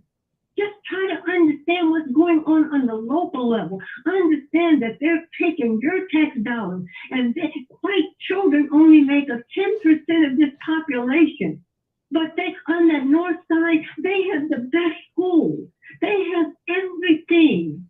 They have tenured teachers. You don't have substitute teachers going into those schools every day like you do right here at Kenwood, which is a block away from me, like you have on the south side and the west side of Chicago. They don't have tenured teachers. They have substitute teachers. A substitute teacher cannot take the place of a permanent tenured teacher. That's what's going on in Chicago. And we have this $9.3 billion budget, and you cannot find Black teachers and put them in these schools and give them their tenure. They're giving it to the white teachers. That's all we're trying to get you to understand. Say to Brandon Johnson, say to Paul Vallis, you will put tenured teachers in these schools. You will increase that 21% to 29% if our children are 35% of the population. And you know what we can do as an action item? If they don't do it, then we can organize and walk these streets and take our children out of these schools. And I bet you they'll do it because they're going to lose millions and millions, if not billions of dollars. That's all we're trying to say. That's the only thing we're trying to say. Do not go forward and vote for Brandon. Don't vote for Vallis. unless you give them an agenda. If it's no more than coming into your house and fixing that sidewalk, because you know the streets on the south side and the west side of Chicago are the worst in the cities. You know that, but these are your tax dollars that they're taking, and they're doing anything and everything they want to do. Go ahead, Sister Doris. Go ahead. I'm sorry. I'm sorry. Go ahead, Sister Doris. I'm sorry. Yeah. Okay. Yeah, that's all we're trying to do. That's all we're saying to our people. That's all we're saying. Well, we can't go and stuff. We're talking about today, not what happened 50 years ago. Yes, it happened. Well, what you're saying is true, but we're talking about today. Help us. Well, you have the knowledge. You have the experience. George, you have the knowledge. You have the experience. Help us. Let's just stay on the contract and help us. Help us go to the streets and organize our young people. Share this contract with these young people. These young people are wonderful young boys and girls. As I said, I live a block from Kenwood. When I'm walking down the street, Martin, and I hear them B this and MF this and cursing each other just scandalous. You know what I say to them? I say to them, you know what? You all are just too beautiful. You are my future. And you mean to tell me this is what I hear coming out of your mouths? You know what they say, Martin? Ma'am, yes, ma'am, we're sorry. It's how you approach them. Yes. I can't go to them, B, you need to stop. I can't approach them that way. I am an elder. My role is to guide. These are wonderful young children. All of them are not ex-cons, and even the ones who are ex-cons. Wow, there's a cause. What caused them to go into those jails? Economics, lack of resources, lack of investment in them. All of this falls under the system of white supremacy. It has destroyed us going back 500 years ago. It's destroyed us. And all I'm trying to say, and all Erica and I are trying to say, let's just try something different. Help us. I don't know everything in the community. Let them know what you need. You have needs. Make them fix your streets. Make them take that TIF money and invest it in these blighted communities. And we're going to monitor them. We're not just saying this, you do this, and we go away for 4 years. We're talking about monitoring these people. That means organizing. We're going to be meeting monthly or every other month. We're going to be meeting on these people. We're going to look at their records and see how they're voting. You can hold them accountable. Every other community does it but us. All we're doing is trying to change the narrative. That's all we're doing. That's all. I mean, we can at least try. Let's try it. We are powerful. We have powerful. We have power, but we talk from a strength, from a position of weakness. When you start saying you can't do this and they are not going to do this, who cares? We're talking about what we're going to do. We're talking about our power. We're going to use our power. We didn't get where we are by not fighting. Our ancestors were fighting on those slave ships. They were resisting on those slave ships. We've been resisting ever since we got here. But we're talking about a contract with Black Chicago 2023. We're talking about Paul Vallis. We're talking about Brandon Johnson. We're talking about you're not going to come before us and ask us for our vote without signing on to this contract. You're going to give us something for our vote. That's all we're saying. Okay. I don't disagree. Hello? Yeah, go ahead, bro. Yeah, go ahead. Well, I don't disagree with you, Doris, but what I'm saying is this.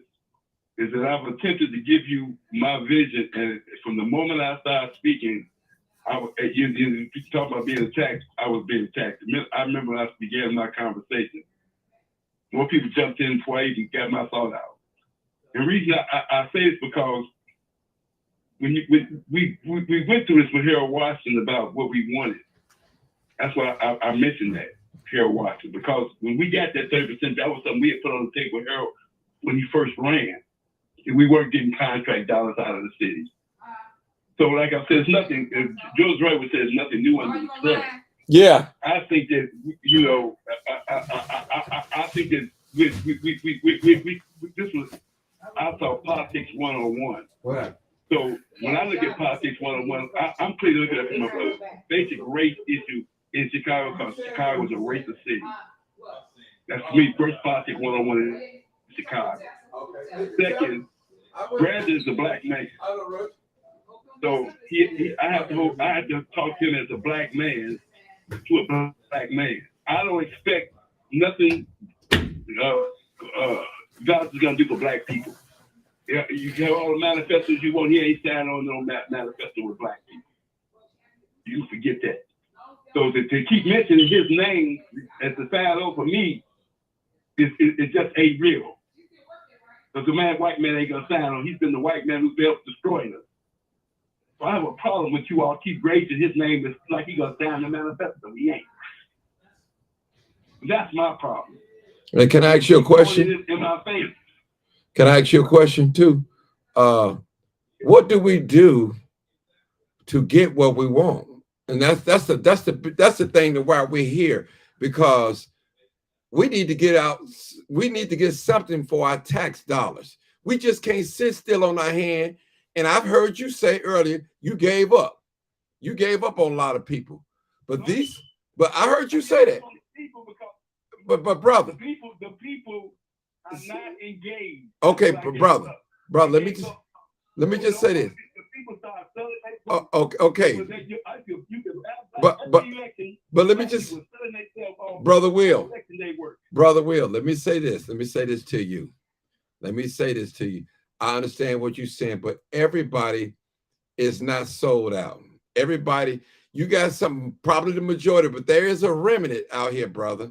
There's a remnant that want to see black people as a mass do well. You got a lot of people out here that's for individual success or individual greed. But I want to see us do it as a whole. And that's what we're trying to do here, brother. We can listen. These two sisters, they have a vision. It's written down on paper. Now, whether anybody else want to believe it, God gave that to them.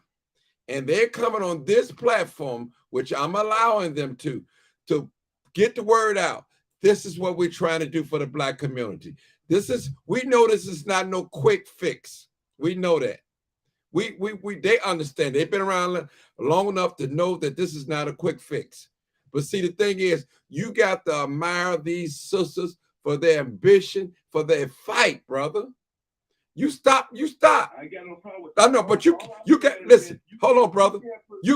Listen, brother.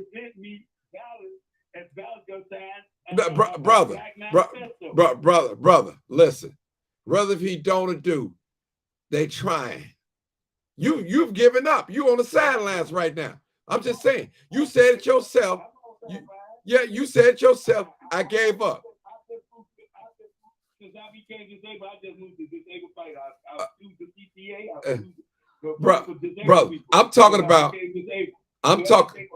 Listen, brother Will. Listen, brother Will. What we ain't gonna do, real. What we're not gonna do, we're not gonna overtalk each other, brother Will. Listen. We're not gonna overtalk each other. That's what we're not gonna do. I'm not gonna scream and cuss at you. Now, listen. All I'm trying to say is these sisters. Brother, listen. This is not a first person thing. Me, myself, and I don't want to hear that. I want to hear we, third person, we. That's what I want to hear. These sisters got, like the sister said, if you think we're not doing something right, help us. That's all. That's it. Don't get mad at the sisters because they trying. Now, whether you believe in it or not. Now, look, give you guys an example. Walk past a tree. Now, would a person have a visionary mind that say, you know what? I see a table. I see a chair. I see notebook paper. I see a handle. All of that coming out of a tree. But with a person without no vision and the thinking mind, they just see a tree. That's all they see, leaves. But with a person that thinking with a vision, these sisters have a vision. That's why I'm allowing them to come on here. They got boldness. They're not trying to feed their pockets. It's not about their organization. It's about Black people and our future, people. We don't need no quick fix. We need a permanent fix. Don't put no Band-Aid on no gunshot wound. You put another 1,800 police officers out here. That's not going to solve no crime. What you going to do with the 1,800 police officers? Put them in the white business area to protect their business? You sure enough ain't going to put them on Madison and Pulaski, 63rd and Halsted, 69th and Halsted, where all these crimes are going on, open drug market. They're not going to do that, people. Listen, I'm still on the subject. As long as crime was contained in certain communities, certain zip codes, it was okay. But when it came downtown, now y'all saying we. I'm just telling the truth, people. They always told us in the Black community, the reason why you guys have crime in y'all community, this is one of the reasons. Y'all don't call the police, y'all don't cooperate with the police, and y'all don't say nothing. That's what they say. Now, what are they saying up north side now, downtown? Is it the same thing now? Now it's a problem. Now you want a law and order politician now. And we know what that means. That means war on our Black children. We know what that means. When you say law, those are white supremacist talking points. Tough on crime, law and order. We know what that means.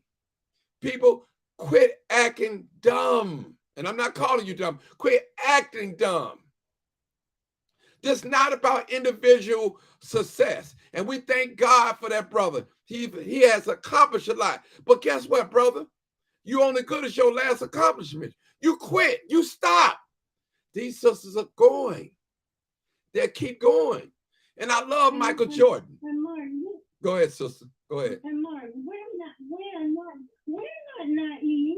Mm-hmm. We're not naive about Belly. Mm-hmm. We're not naive. He could sign and still not do anything. But I'm not talking about him. I'm talking about our power. Mm-hmm. Our power. What we can force him to do. If you don't do it, then you will be a one-time mayor. White folks are going to do what white folks are going to do. What are we going to do? How are we going to use our power? I'm talking about the power of Black people, the power that we have. But we keep talking like we don't have any power. This weak position. I don't give a damn about Valley. I'm talking about what you are going to do. If you don't do it, you don't get our vote, and he needs our vote to win. That's it. Because we have power. That's it. No politician that's running for mayor, Brandon Johnson, Paul Vallis, can win without the Black vote. You would not become the mayor without the Black vote. And we know this. Don't we, Sister Doris? We know this. And let us exercise our power. Mm-hmm. That's all we're saying. You know, we've done the numbers. Yes. We've done the numbers. Yeah, that's it. And Sister Doris, I commend you guys. Trust me, because you're doing the work. Now, a lot of people, they stop. They're giving up. They fell by the wayside, if I may use that term. But you guys are going. You're fighting. You're fighting. You're still in the ring. You're still in. Yes, go ahead, Mama. And go ahead. They fall by the wayside because of this weak position that we come with. Mm-hmm. They give up. They give up because they get tired. I'm up all night sometimes working on stuff. I don't have to do this. I don't talk about me personally because it's not about me. It's about my people. It's about these children. It's about my grandchildren's children. Black children they deserve to have a future just like these other people's children. We have to fight for them until we can't fight anymore. I'm tired. I get tired. I talk this stuff 24/7. Mm-hmm. I live it 24/7. It is not about me. It's about these little black boys and girls who are wonderful, wonderful children, human beings. Watch these kids over here at Kenwood. Thousands of them that go over there every day. It's about their future. It's not about me. I'm comfortable. But what is it that too much is given, much is expected? Mm-hmm. It's not about me. It's about the future. It's about the children. It's not, 15, 16, 17-year-old people. It's not about us. It's about these babies. It's about trying to stop these babies from killing each other. If we had the resources to put into these communities and give them trade schools, give them something to do. There's a book, I can't remember the name of the book, but it's about these Jewish people when they was first lived on the west side of Chicago, and the women went back to work. Well, the women were not in the home. So the children were becoming delinquent children. These are white European Jewish people. What did they do? They built organizations, institutions to put their children in. They had the resources. If we had resources, we could build institutions to put our children in. I will say again, every company, every corporation, every white business in America is being financed by local, state, and federal dollars, which are our tax dollars. That's all I'm trying to get us to understand. This is your money, people. You work for this money. They took this money out of your paycheck.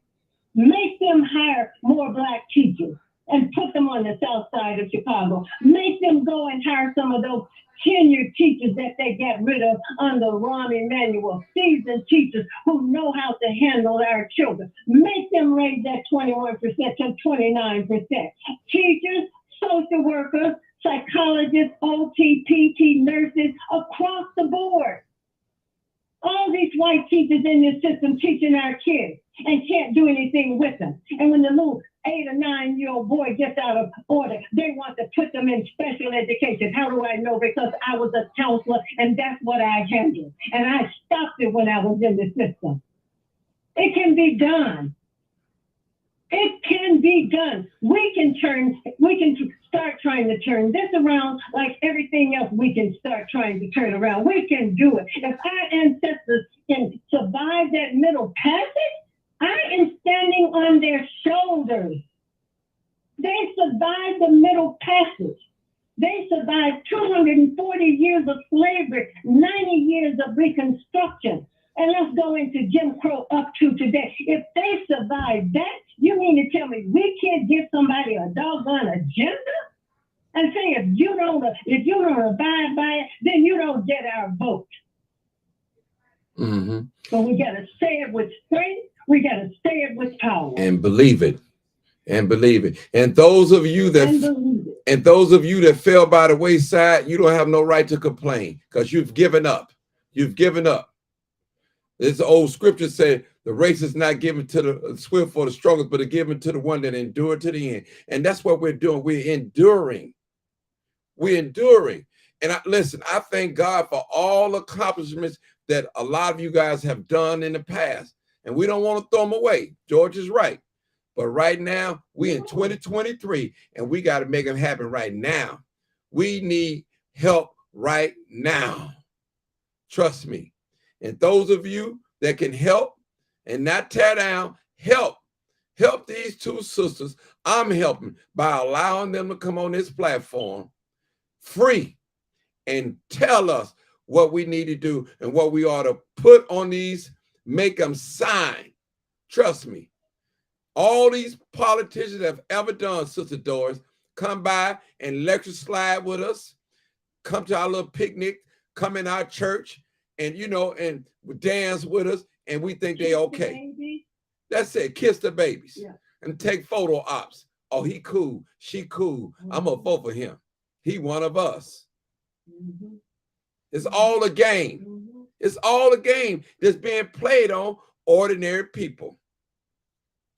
So I'm telling you, people, we have to demand something for our investment if we want. These are our tax dollars that we're paying toward these politicians, their salaries.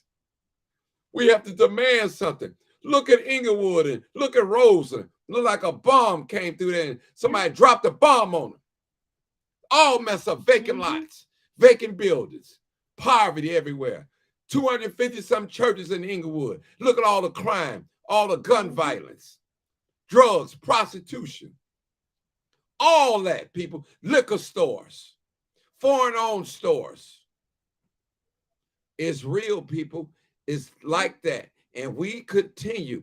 We say in the conscious world, if you continue to do the same thing and expect a different result, that's insanity. We have to change.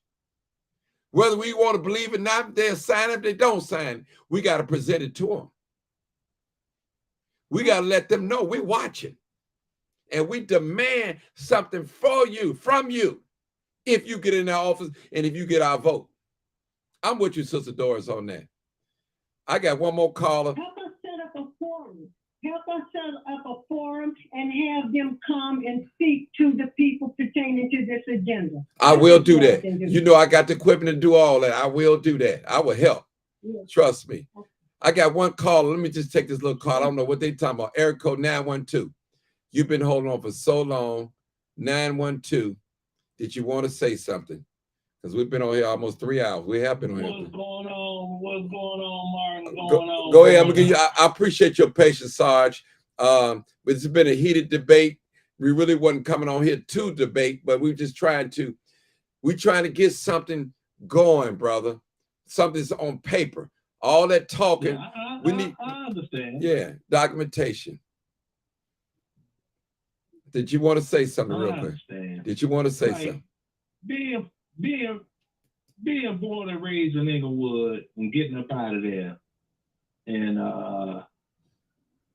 coming back to visit, you know, when I come back to visit, it's just like I'm going back to the 60s when I come back to Chicago. It really is. And I don't understand why. You know, it's just like going back to the 60s, don't drink out this water fountain and all that. That's the whole Chicago vibe right there. See? And I don't say a lot about being outside of that environment because people think I'm trying to step down on people or belittle people or this or that or something negative, you know. I'm just calling it like I see it. You know, I will leave,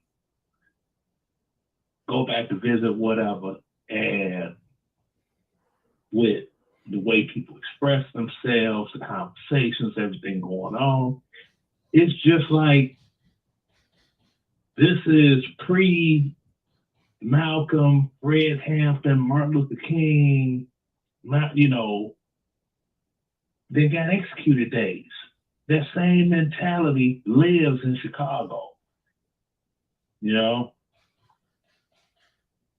And I understand everybody that's on the, well, I'm for my people. And look, everybody can't win.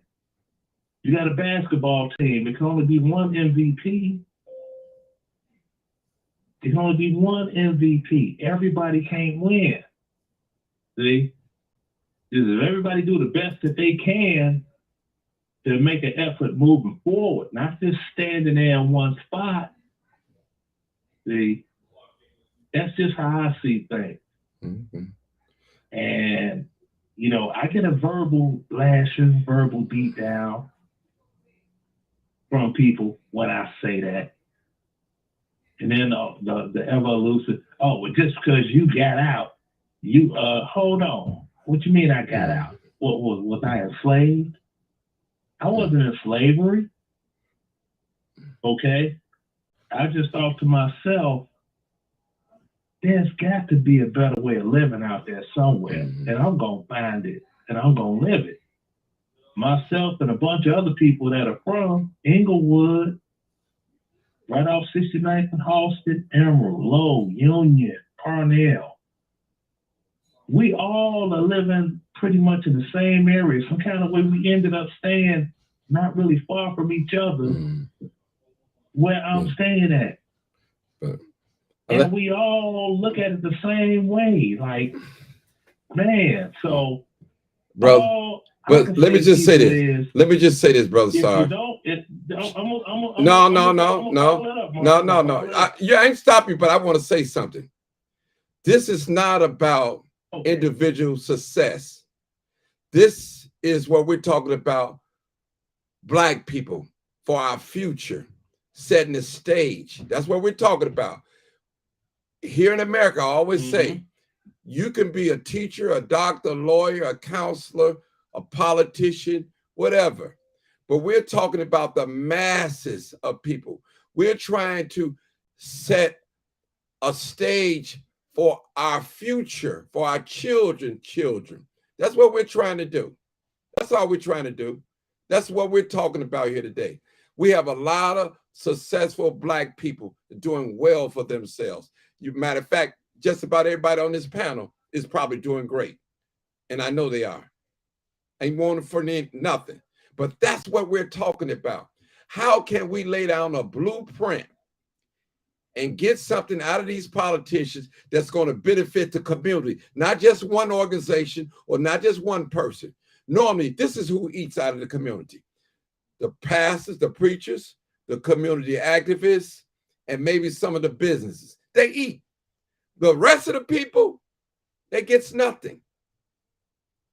Sarge, you can continue to talk. That's what I want to say that. I didn't want to cut you off, but I wanted to throw that out there so you know where we're coming from today. And we appreciate your individual success, but we're looking for a blueprint for our people that look like us to lift them out of that mentality, that poverty mindset in these areas. Because the poor people are going to always be with us, but we need to set the stage where we will not become last on the totem pole, if I may say that.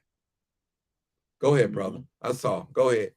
Yeah, I understand. I understand you. Now, a stage can be set for. This is what can be done. A, B, C, D, and E. And everybody that does A, B, C, D, and E is going to make it to level G, right? Which is the green, the money, right?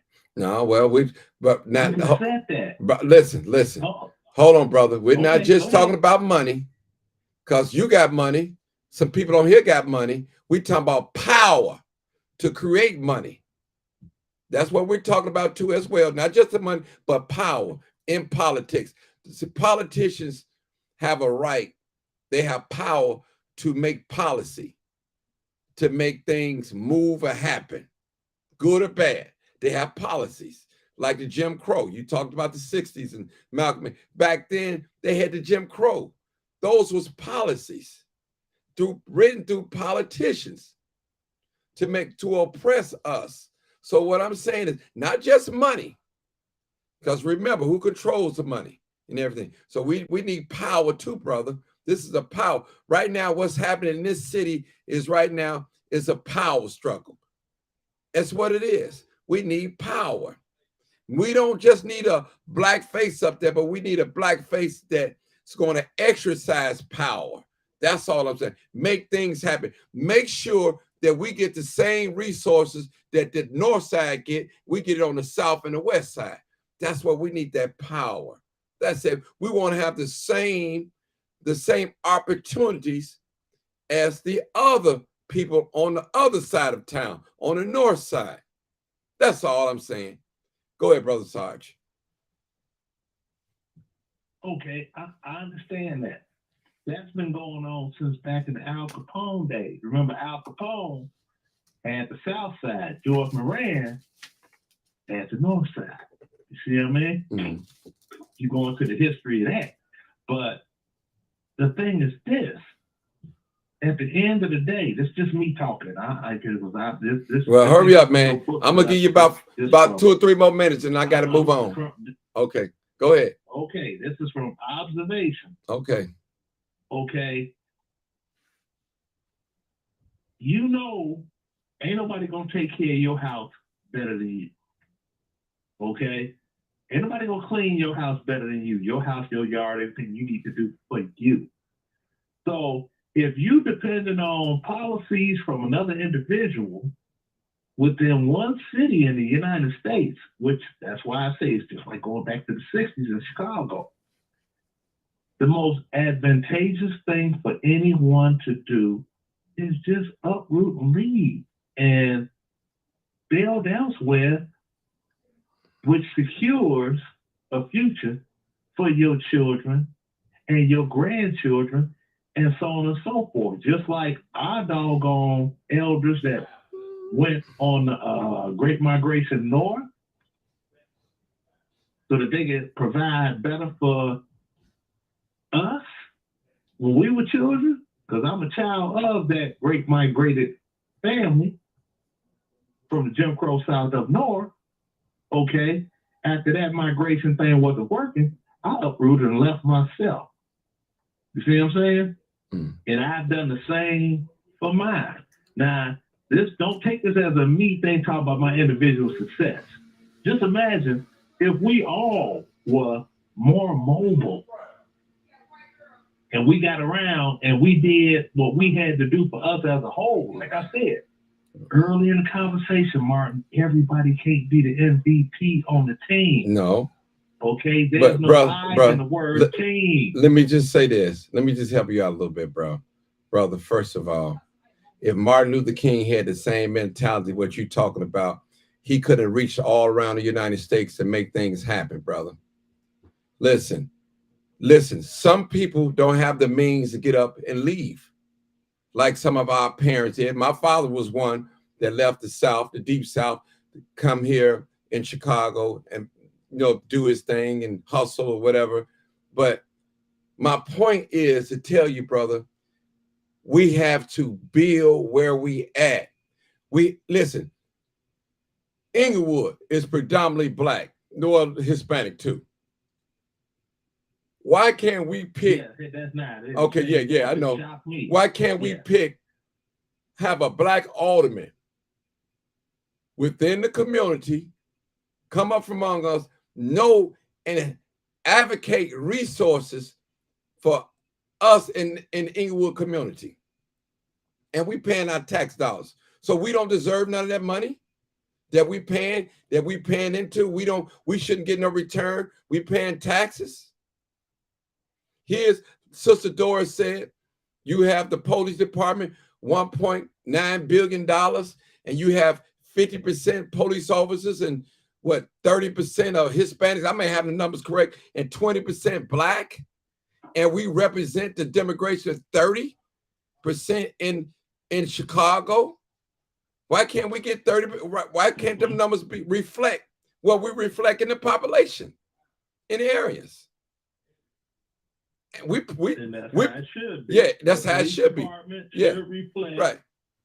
Yeah, it should reflect the population of the cities they patrol. But what people need to understand is, if you read what Sarge, is the job of the police, to protect the property and such. I know, Sarge, I gotta go. I'm not finna go. I gotta get out of here, man. I've been on here 3 hours and 14 minutes. I hear that, bro. I know you've been on here for a grip.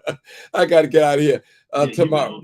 I got you next time. I've been looking for you the last couple of days, but I've been missing you. You ain't came on, though. I called. I had the DJ in Memphis, and I've been recuperating. Okay. He's too old for me to be out there in some DJ booth like I used to be. Well, by the way, I seen one of you. Hey, I seen your face. I don't know how you look, but I heard your voice. So I had to rewind a little snippet that you was talking about one of the famous DJ. What was his name that died? Deep House DJ. What is his name? You was talking about him on a little snippet. You talking about Frankie Knuckles? Frankie Knuckles. Frankie Knuckles. You was talking about him. He was one of the greatest DJs, you said. And I heard your voice on there. I was like, oh, I know that voice. That sounds like Sarge. Then I seen you. I said, okay, that's Sarge right there. Oh, yeah. I heard your voice first, but it was like a little snippet of your face. But appreciate you. I think is George still on here? George, you still here? George probably left, but all right. George, you still here? If not, I'm going out of here. Guys, I'm going. I appreciate y'all. It was wonderful. We had a wonderful discussion. Oh, yeah, go ahead, George. I got 5 minutes for you, and I got to go. 5 minutes. Go ahead. I'm going to put you on the timer. Okay. don't know why you cut me off. No, But because anyway, the- sir, okay, go ahead. sir, Go let ahead. me get those 5 minutes. They're very important I got it. to you and to me. The same paper that you're getting for the ones who's running from there, you can have that for your state representatives. You can have that for your senators, for your U.S. representatives. You can have it for your border commission. You can have the same thing for the alderman. And another thing that you can do, another thing that you can do is boycott, economic boycott. We have to go back to basics. We can hold our money and we can show them better than we can tell them. I agree. That's very effective economic boycott. So you know, I listen to you, Doris, and I'm one of your fans. I've been following you for years when you advocate at the school. So we all have something to offer, and we can look at the past and we can plan for the future. Economic boycotts are very effective. Make every elected official, not only the mayor, but everyone will come under this. So we all must work together. Maybe I got a little heated and a little loud because the lady was talking about me using profanity and go, you use what you got to get what you want. And if it's cursing, fussing, boycotting, statistics, whatever. And what did I say? You're right. Necessary. You're right. By any means necessary. By any means, and you got something, you can hold on to your money. And we need to do that. So I think I got a little too loud and a little too hot for Martin. He had to cool it off. He said, George still, George is somebody, Martin is somebody, and we're all somebody. Yes, we are. We must use everything we got to get what we want. May God bless each one of you, and in return, you bless somebody else that's black. And I don't like Mays, but Mays Jackson say, what's in it for the black man? What's in it for me and you? And we must stay focused. And God bless each one of you. And goodbye. Thank you, George. Thank you, George. Hey, George, I appreciate you, brother. Thank you, Brother Martin. Thank you. I appreciate you, Martin. Thank Thank you so much for giving us time for your show. That's right. You know, I enjoy you because thank you guys so much because I'm still learning. Y'all, most of the time I was quiet because I was learning, listening. You know, I want to sit at the feet of elders and learn something. I'll sit at the feet of a teenager. If they can teach me something, I'll listen. I'm learning, people. I'm learning. Yeah. And George made a good point. He said the same thing we holding these the mayoral candidates we need to do for the state reps and all of them. And he right. I never thought about it that way either. He's right. Martin, that's a part of We figured that in from day one. We said that from day one, though. Yeah. And I also suggested to Sister Doris that we boycott PTA. That would be the biggest boycott that would shut this city down, and they will understand what we mean. Everything that George said, we already thought about it, and we appreciate all his input. All I'm saying is that instead of us being on here arguing back and forth at people that's trying to help, not hurt, you know what I'm saying? We could talk about all of that off air. We don't need to be on air arguing. That we don't need that. That's right. And we don't need to talk about people cursing and whatever. You do what you do and let me do what I do. And I love all of you. Love you, George. Thank you, Martin.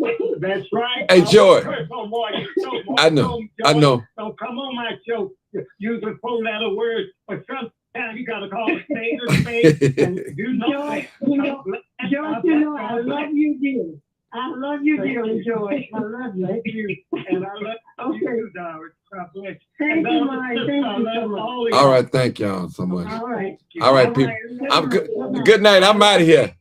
All right, I'm out of here, y'all. Good night. I'm gone. Thank you, Sarge. Thank you, Sarge, too. Thank you so much, Sarge. What it is, live, Uncut, unedited. Good night, everybody. You already know what it is, live, uncut, unedited. This is where we Tell the truth and what? and shame the devil. And don't forget. I love being black. Don't you never forget. I love being black. Don't you forget. I love being. Don't you forget. I love being black. Good night. Good night. Good night. Good night.